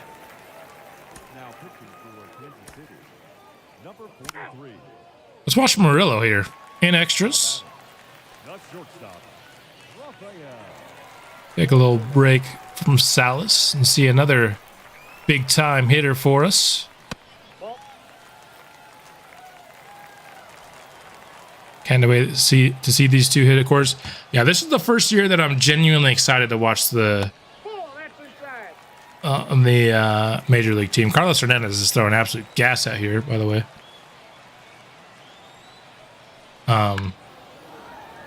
And obviously we didn't watch them in the first year. The second year I was intrigued just because, you know, it was a full Rule 5 team. I was kind of intrigued to see if anybody could make a name for themselves. But we're not in extras yet. We're bottom of the 9th. What am I talking about?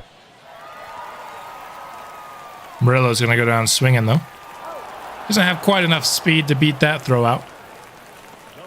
So he had that 3-run shot, but he's only 1 for 5. Logan Cerny got pinch hit. All right.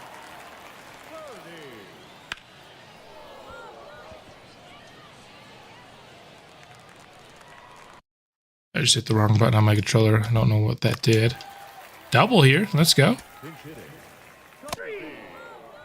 All right.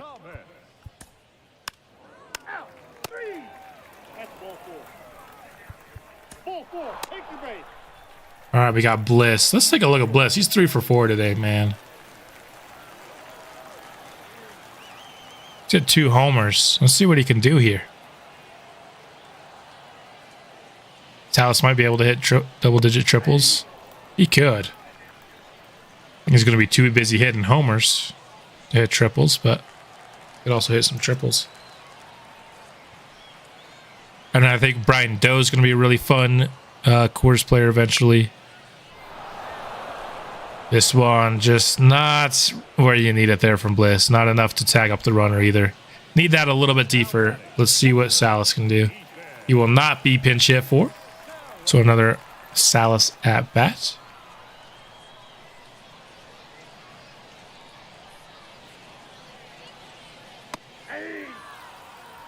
Four-seamer in there and 99.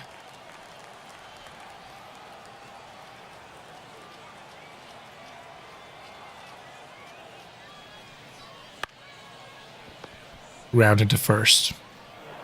So far, not doing so hot in extras. We do get the run to third, but with 2 outs, it's not as important. We'll see Veen again. 0 for 4 today. Veen's looking like he's not ready for the show, which is really unfortunate at 24. I was hoping that he could show us something here in spring training. He still has a few weeks of spring training to do something. Not going to say it's over for the young man. He could, in fact, with a homer, walk this off. If Veen hits a walk-off homer right now, he's on opening day roster. I'm saying that right now. Despite the fact that he's struggling. Walk-off homer right here. I just did something to my camera. Let me undo it real quick. Oh, he got a hold of it, but way shallow, so nope. Probably not going to happen for Veen.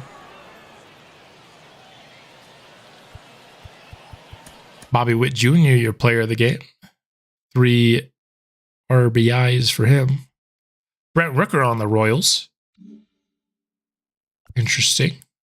All right, what should we do here? We've seen some great Ethan Salas play. What do you guys want to see next? We do have a Chase Dollander start here. We can see a few Dollander innings if you guys want. We could take a look at another hitter. The only other thing that I know I want to do personally is I want to see if Lindsey's starting here on the 19th against the Giants. We'll definitely be doing that. We're running close to 2 hours here, so I think we could do a couple more things. And then we'll likely wrap this spring training up. While I wait for you guys to get a response, I'm going to quickly blow my nose.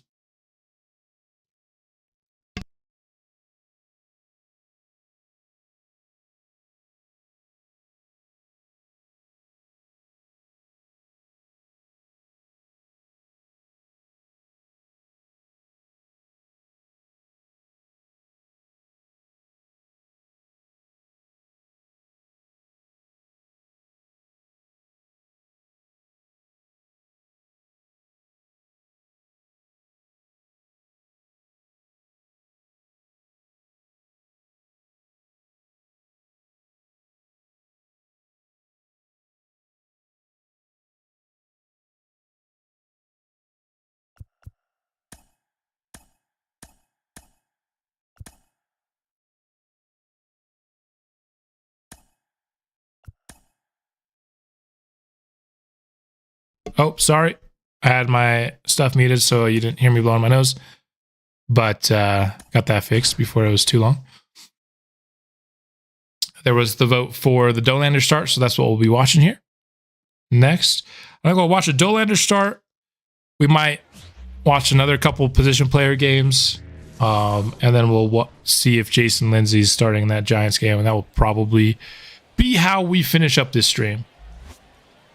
We can end off somewhere a little over 2 hours. That'll be ideal for me so I can eat dinner. Let's get into it. We've seen Dollander pitch 1 inning. It was a good inning. Let's see him pitch a few more here. Still has a chance to be the ace of the future. I think Jose Barreto definitely entered himself into the running today. But Dollander's the one that's going to be the best pitcher for us here in year 3 at the very least on the Major League squad. Thought about maybe updating his glove when I was kind of updating some player looks. Ended up deciding against it. I like the gloves and nod to Tennessee with the black and the orange, so I'm going to let him keep it, I think, for the series. Unless somebody suggests otherwise. I like, if somebody suggests a certain aesthetic change or something, I like to incorporate it when I can, as long as I don't think it looks terrible, at least. Going against Mullins, and he got him swinging at that changeup well outside the zone.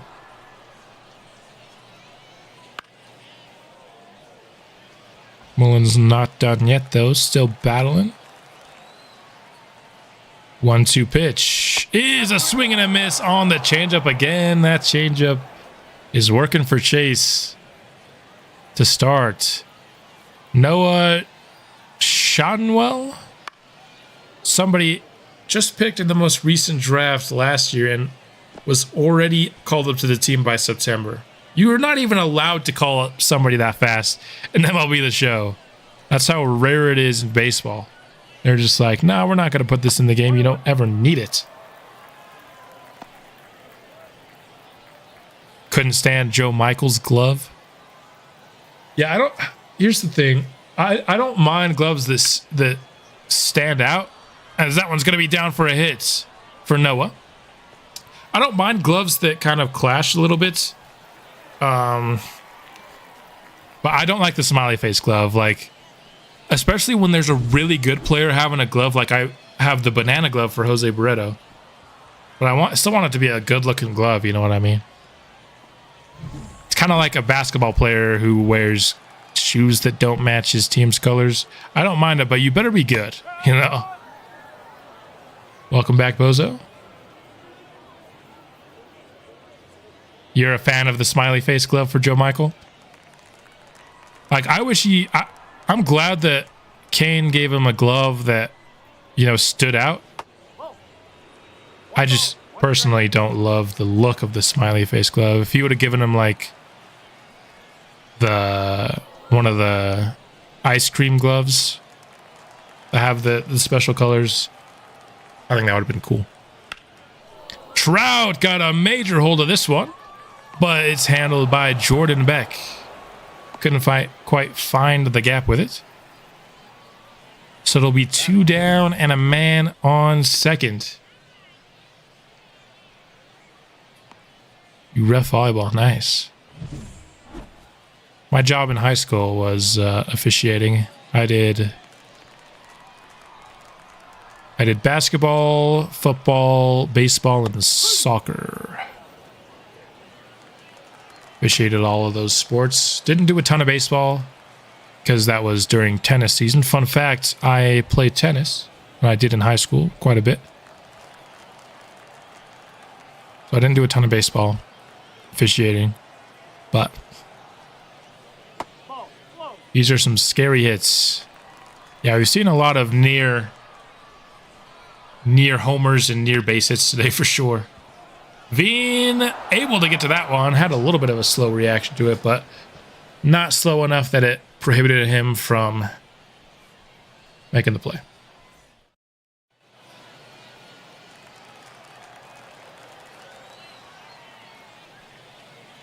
It's pretty cool. I just did like minor leagues for little kids.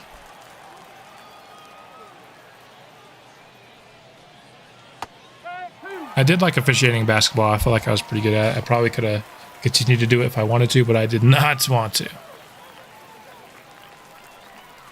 Yes, Veen, making a play in the outfield. It's better than what he's been able to do at the plate, for sure. He's been terrible at the plate. Why are we watching this? We're here to watch Dollander. That's my bad. I got distracted. Thinking about my days as a referee.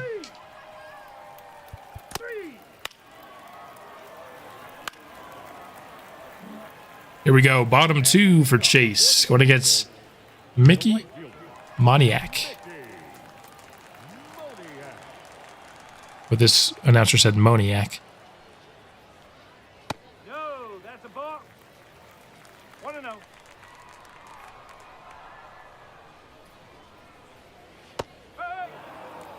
Swinging at the changeup. That changeup's been his best pitch for him so far.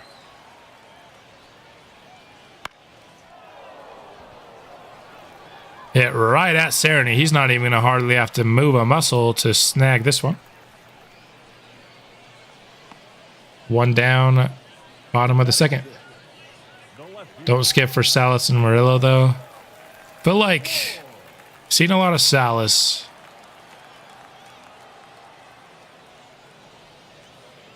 I mean, it's been really good. Don't get me wrong. I've seen a lot of good Salis. But we're getting to the point nearing 2 hours here that we're gonna start focusing. Trust me, when I do player focused games, I have the same I have the same problem. I was like, I don't want to skip this. But when you're in a game to focus on a player, you gotta skip everything else. Even, you know, Ryan Bliss, when he hit 2 homers in a row, I wanted to watch everything he did. We did end up watching one of his at-bats. But hit allowed there, so 1 down and 1 on for Zach Neto. Another guy that absolutely shot up the Angels organization. They have definitely not been on the patient end of the spectrum with their prospects, for sure. This is the modern day example of people bringing their guys up, letting the young kids play. Popped up. For Sterlin. I assume they were doing it the last couple of years to try to keep Ohtani around. I don't know if that will continue to be the trend for them. Like, just bring up a little bit more talent to convince Ohtani to stay these last couple of drafts. But we'll see if that continues to be the case now that they're in a little bit more of a rebuild mode. We'll see what they do with Trout as well. Most of Dollander's pitches are low. That is where he's favoring, for sure. I don't mind the low pitches, though. Should be an easy play for Bliss, and a scoreless second for Chase, the ace.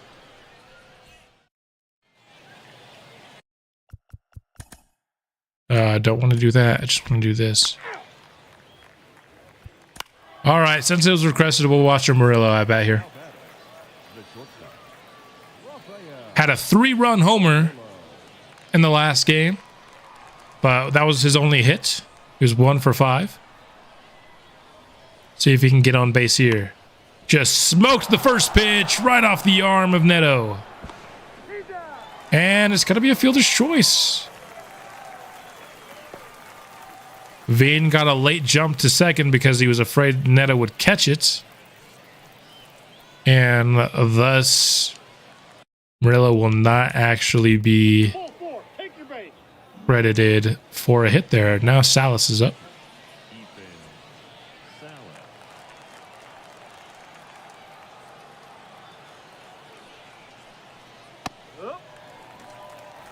No ball. 1 strike.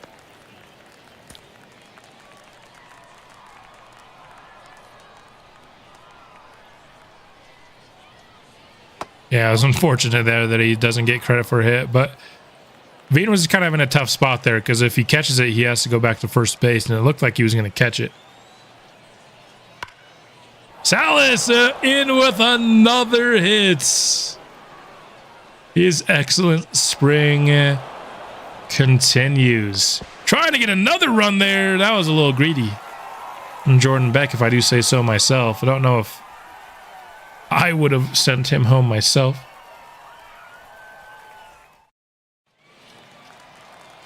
This will maybe be Chase Dollander. Last time we saw both starting pitchers actually go 4 innings, so we'll see if that's the case here again.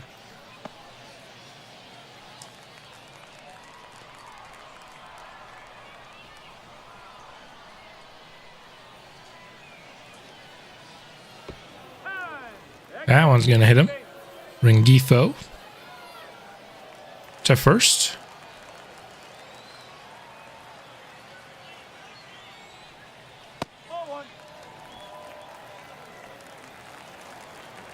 Salas has been insane this spring training. Anyone who didn't tune into the live stream is going to miss out on a lot of good Salas content for sure. That's back and gone. Cedric Mullins with a 2-run shot. And once again, not what you want to see. Dollander's weakness has been allowing home runs. He usually doesn't let these innings get out of hand with a bunch of hits and a bunch of singles and doubles, leading to a lot of runs on the board, but he is allowing these home runs. And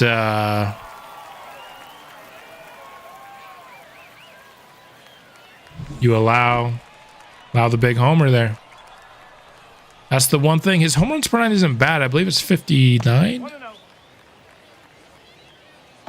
59 home runs per 9. Let me double check real quick. 60. So it is in the 60s barely.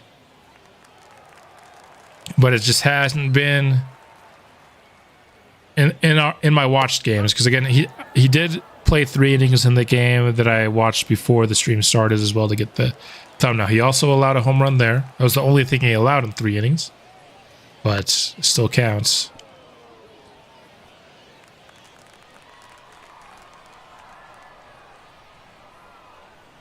Yeah, and that's the thing with guys that allow the home runs. They can look really, really good for 90% of their start. But allowing a home run is kind of a big deal, unfortunately.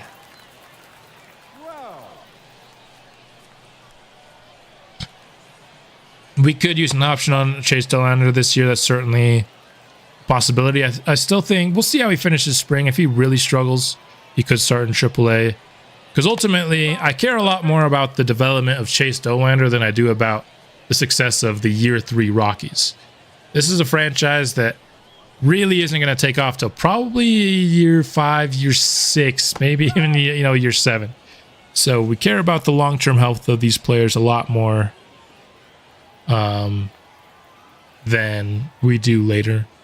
If Chase has a decent spring, I think we'll at least start him at the MLB level, because he's proven he can absolutely tear through AAA. He did that last year. So yeah, if Chase is struggling, we're going to do what's best for him. Because he's still probably at this point the pitcher that I care at least the second most, not about, if still not the most, between him and Barreto. Those two are at the top of our list. Cavadas, a leaping grab for the second out. And that's just my theory. That's how I'm going to treat everybody. If I feel like they're ready, I'm going to let them play. I'm not going to hold them back longer than I feel like they need. Will Smith going to reach? Going from one LA team to the other. The reverse Shohei Ohtani. Double for Will Smith.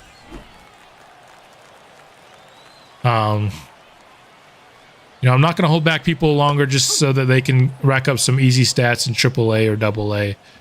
If I feel like they're ready, they're going to go up. But I also want to make sure dang well that they're ready when they go up. I don't want to rush somebody and they end up doing horrible and losing ratings that they really should. We can't have them losing. Nice play there by Zach Veen. And that'll end the third for Dollander. Allowed 4 hits and 2 runs. Also hit a guy. Leading off for Colorado, the first baseman, You're with me there. That's why I voted for Salis. And the cool part about Salis is I didn't know that the game actually coded in the fact that he was 17 years old. So he had 2 years at 18 in the franchise, where he showed 18 years old. They had that coded in for him. So far, Dollander's still here, and he will pitch the 4th.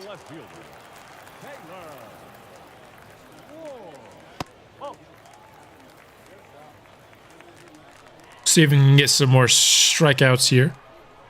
He was really good at getting a couple of. He had some nice strikeouts in that first game, I'll tell you. A couple of curveballs that were just barely in the zone. Oh, they were nice. Wish I could have showed them to you. And pitches like that right there, pretty much, but for strike 3s. High and inside for strike 2. Gets Dollander ahead.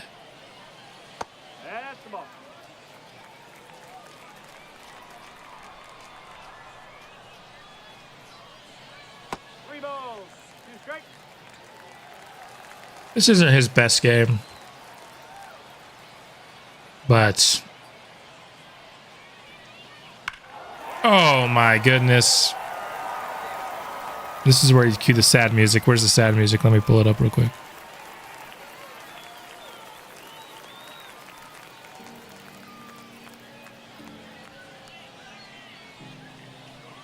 Here's the problem with Chase Dollander, guys.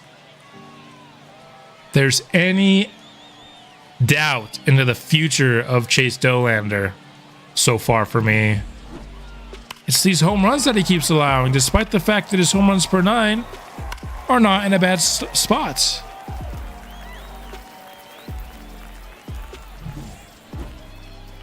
I mean, 60 home runs per 9, but that's pretty much the only thing that he allows. It's crazy. At least now we're at the point where if he doesn't end up being an ace, let's say he ends up being like more of a 2 or 3 guy, we have another option for us that could potentially be our future ace, right? But he's gonna have to clean up these home runs. Maybe he does need some time in AAA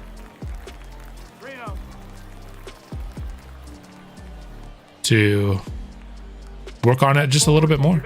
And now and then as soon as he starts allowing the home runs, we saw in his debut as well. 60, I feel like 60s is average for MLB level. For a prospect, if you get a prospect that comes out and has like 60, that's great.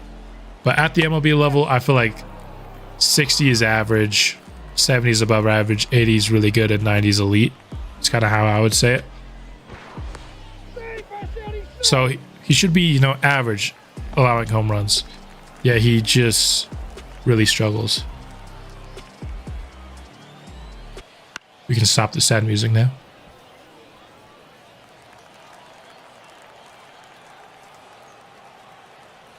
That's the only thing, and it's a very big thing, especially playing at course. But if he can clean that up, I still really like Dollander. I still think he's going to be a good pitcher for us, but that started to worry me because when we did see him give up one home run in AAA in the games that we watched, but he wasn't really having that much problem with it in the minors. He's not where he needs to be yet, but he could still certainly get there. He still has a lot of room. He's 77 overall right now, has a potential. So if you consider everything can go up like 10 probably for him or close to it. Diving play. Bliss gets the throw on time. What a play. Made at second by Ryan Bliss. He and Cerny are 2 great defenders that we have in our lineup.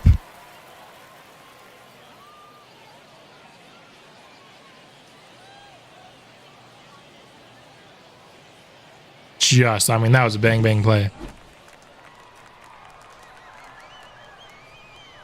Keeps throwing low pitches. That is where he's trying to find his stuff right now. There we go. Fastball by him for strike 1.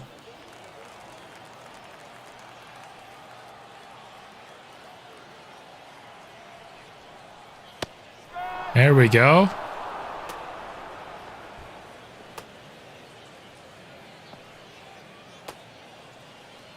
Does Dollander have a sinker? No, he doesn't. He has 4 seamers, slider, changeup, and one other thing. I don't believe it's a sinker. What's his other thing? A curveball? Hit into the outfield. Jordan Beck with a throw to home, but it's not going to be accurate. A 4th Angels run scores. So, I've seen some good Dollander in spring. I've seen some bad Dollander. It's likely going to be what we see. It's going to be... Oh, the throw by... Dude, what was Morillo doing there? I feel like the throw was better, but he did a little flare thing, and I feel like that made it late. I thought the throw was good. Let's watch this again. Oh, he had to go up from the pop. It wasn't him trying to be funny. Is it a cutter? 4-seam cutter, slider, changeup is what he has. That sounds right.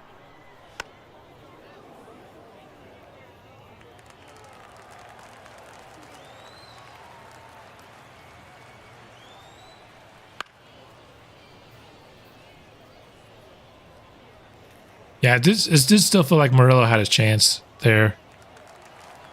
ball hopped a little bit higher than I thought initially, but even still, I thought there was a chance. That was a good throw from Salis, I think, for the most part.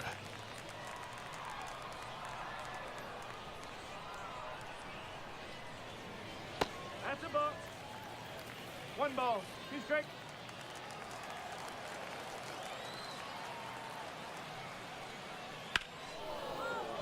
Center field, back for Cerny, who catches it at the warning track. You got to think that will be the end of the day for Morillo, for our boy Dollander. But we'll see just in case. And there you have it. Dollander's rough day ends there after 4, allowing 4.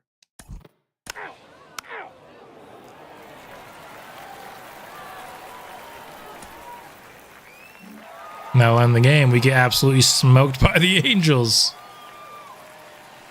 Shonwell? Noah Shonwell. That makes sense. Cedric Mullins 3 for 4 with a home run and a double.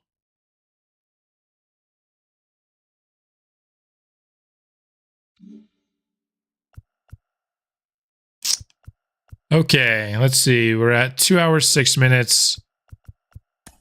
We're going to simulate a little bit more now. Let's go to the next Giants game. Ethan Salas sustained an injury. It will just be a couple of days. Just be a couple of days. I think that's going to end his spring. He showed us what he needed to show us. Let's get him out for the rest of spring. Let's just let the CPU do the lineups for us. So Salas' spring is going to be over. And he's going to end it with 385 and 9 homers and 52 at-bats, 12 runs, 19 RBIs.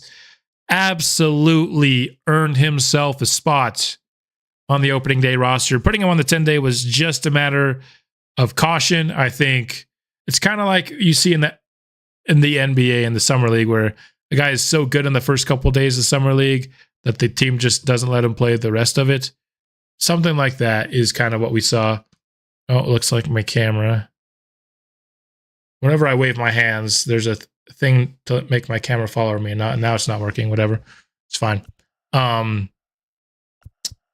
Absolutely earned his way. He is insane. So, Rafi has slowed down. He's down to 274. We're seeing a lot of like one-hit games from him the last couple of weeks. So let's see if the Giants actually have Lindsay playing here. I think if you do this, you could actually see what they have. They have yep, they do have Jason Lindsay playing this game. Sweet. So we'll watch some Lindsay ABs here. All right, let's see if my camera's actually allowing me to lock it in now. Dude, whatever. So whenever I move, the camera's going to move now. Look at this. Woo, woo. For some reason, it's not recognizing my hand anymore.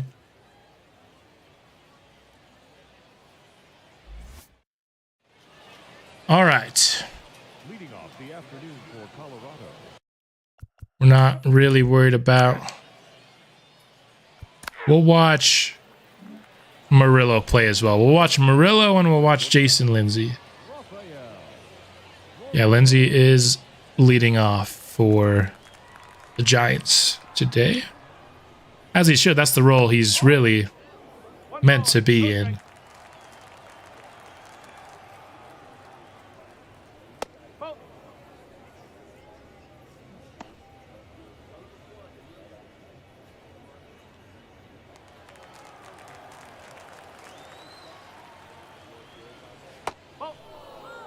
Ahead 3-0.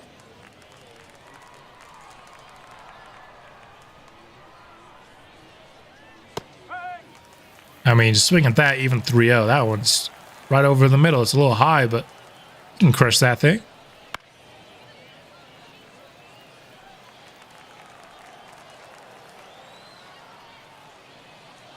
Your rookies do well in the year. I had a team have picks Yeah, they did add the whole the prospect promotion incentive, where if you let a rookie play from day one the whole year, you can get an extra pick.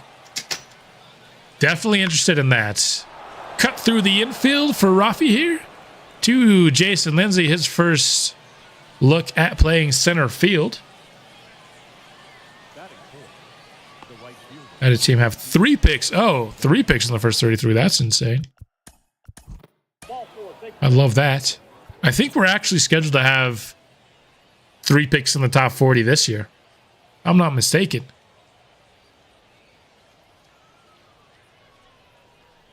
We're just going to watch Morillo and Lindsay today. Is kind of what we're doing.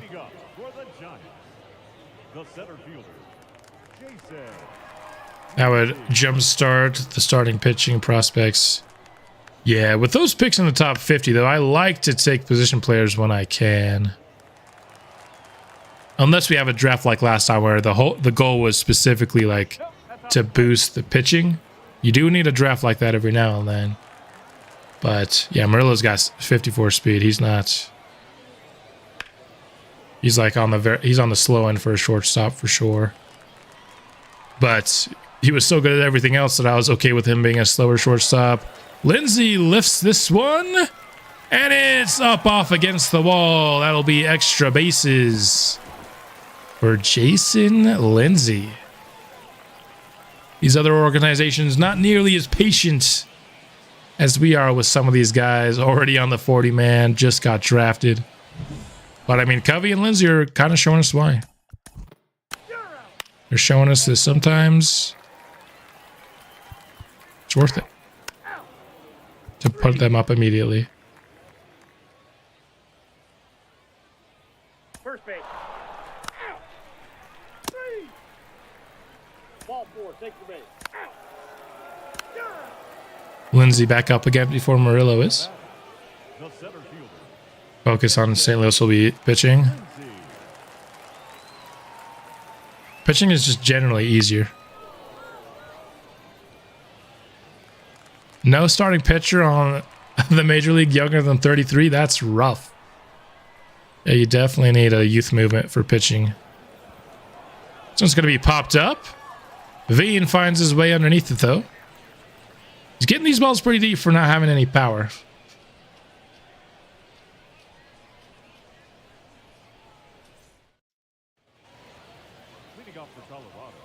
And now it's right to Rafi.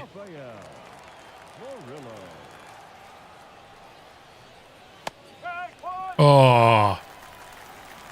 I understand it's the first pitch of the AB, but how are you not turning on that?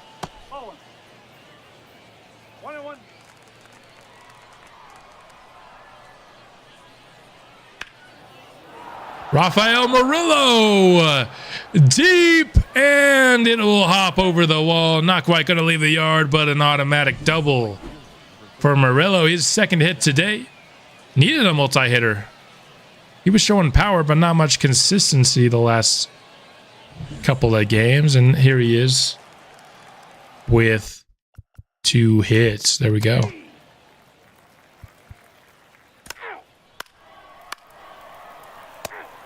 I'll tell you, one guy that I've been impressed with in the games that we've looked at is Bliss.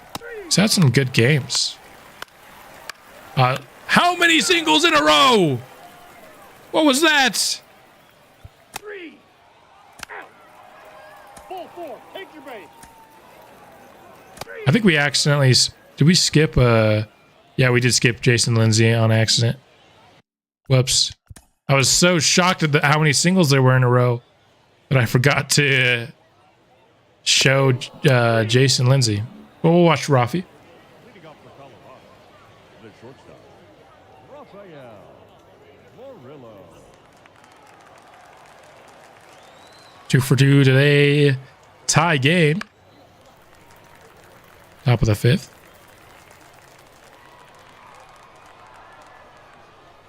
Miami sent Gallen to Arizona for Chisholm. 1 ball, 1 strike. Really?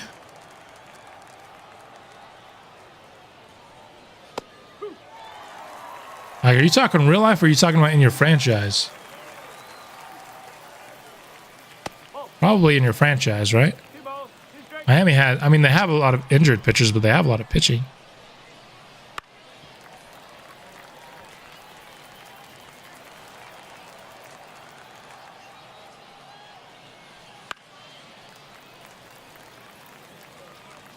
All right, let's get a third hit for, in real life, really? Gallon for Chisholm.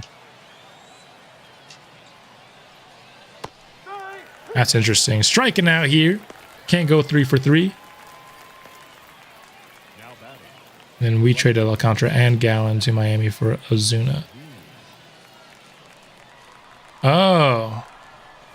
Oh, I see what you're saying. I see what you're saying. I see what you're saying. I see what you're saying.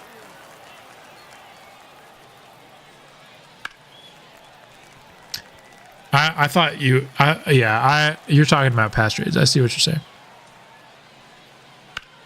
Thought you were talking like the opposite. Okay, okay. I see you. I'm tracking it now.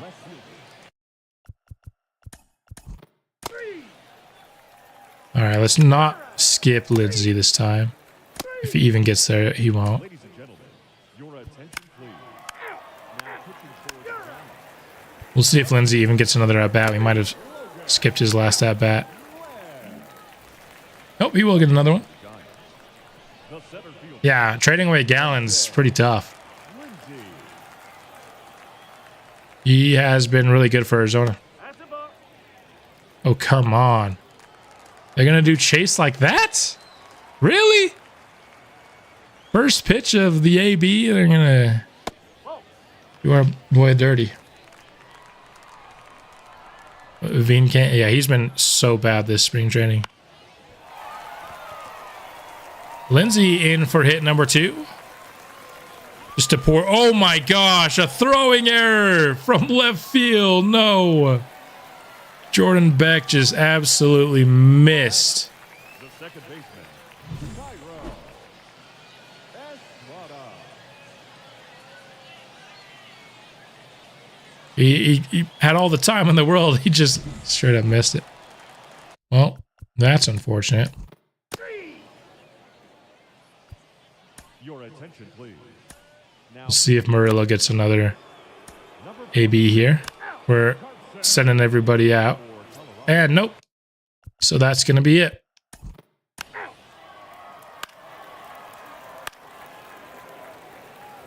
For this game. The Rockies would win 12-6. I saw a homer in there. It went too fast. I didn't know who it was. Oh, man. Bliss doing Locklear dirty right there.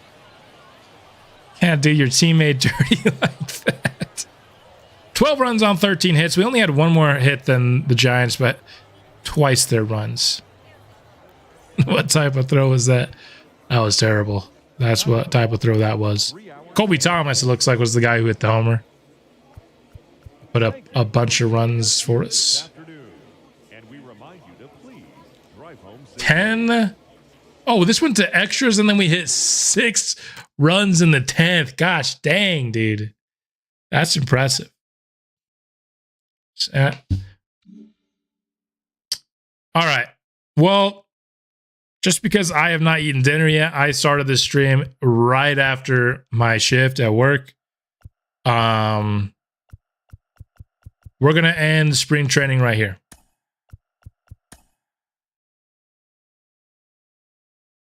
We're going to just place him on the bench for now. Spring training has come to an end. Let's see final stats here. All right, so Morillo ends up 269, 6 homers, 11 RBIs, -3 power versus lefties just from spring training? Really? Okay. -1 home run per 9 from Chase Dollander. I'm not actually surprised by that. Salas was insane. Kopech, not good. Oh, I forgot that it doesn't actually show their stats on that screen. 8.75 ERA, 169 WHIP. Dollander might need to start the year in AAA if we're being honest. Might need to start the year in AAA. He was pretty bad. Rather didn't play. Bliss here. +1 power lefties. Okay. But he's apparently he did terrible still. Yeah, his speed is in the 70s. Bliss is. So he's not, but he has terrible stealing. So his timing is going to be terrible. He might as well have speed in his 50s. Smeltzer was bad. Cerny hit 293 for us. Keep forgetting not to look over in that screen. 75 at bats. He hit 293. That's really good for Cerny. Sterlin Thompson. Is that good enough to make the opening day roster? I don't know. Veen is not making the opening day roster. I'm sending him down right now. And in fact, I'm sending Dollander down as well.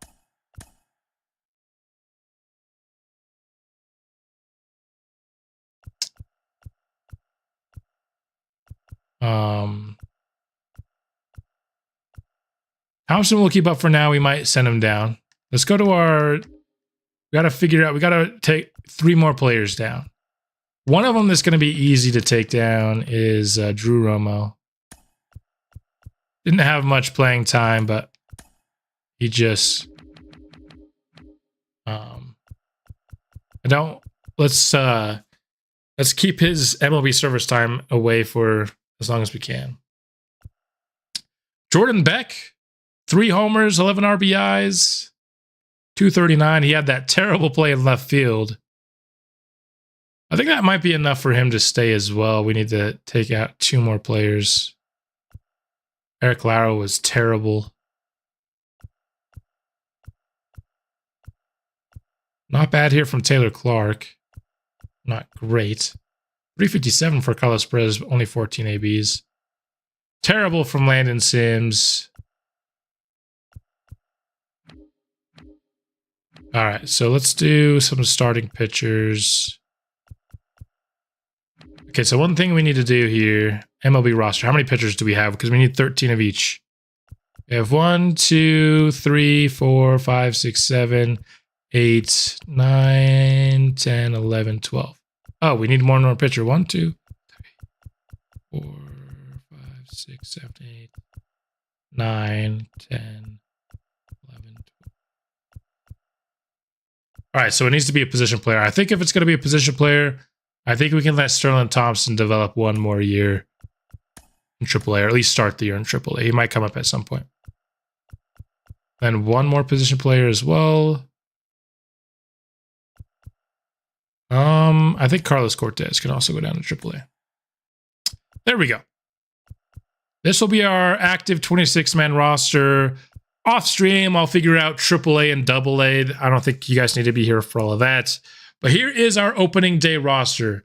Morillo and Salis are obviously the headliners. 2 guys that are just awesome, and I can't wait to see them play at Coors and just overall this season. I think, you know, the biggest surprise to me is Chase Dollander going to start the year in AAA. It is somebody that I thought was going to be our opening day starter.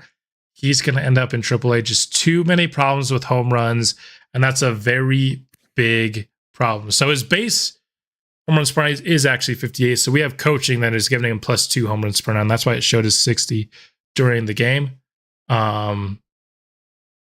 So there you have it.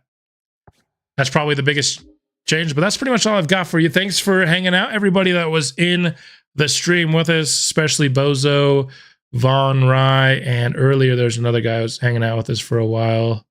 What was his name? I can't find it right now. Everyone hanging out in chat absolutely makes these streams a whole lot funner to chat with you guys than to just sit here and ramble on by myself. So thanks for everyone who watched and who participated in chat.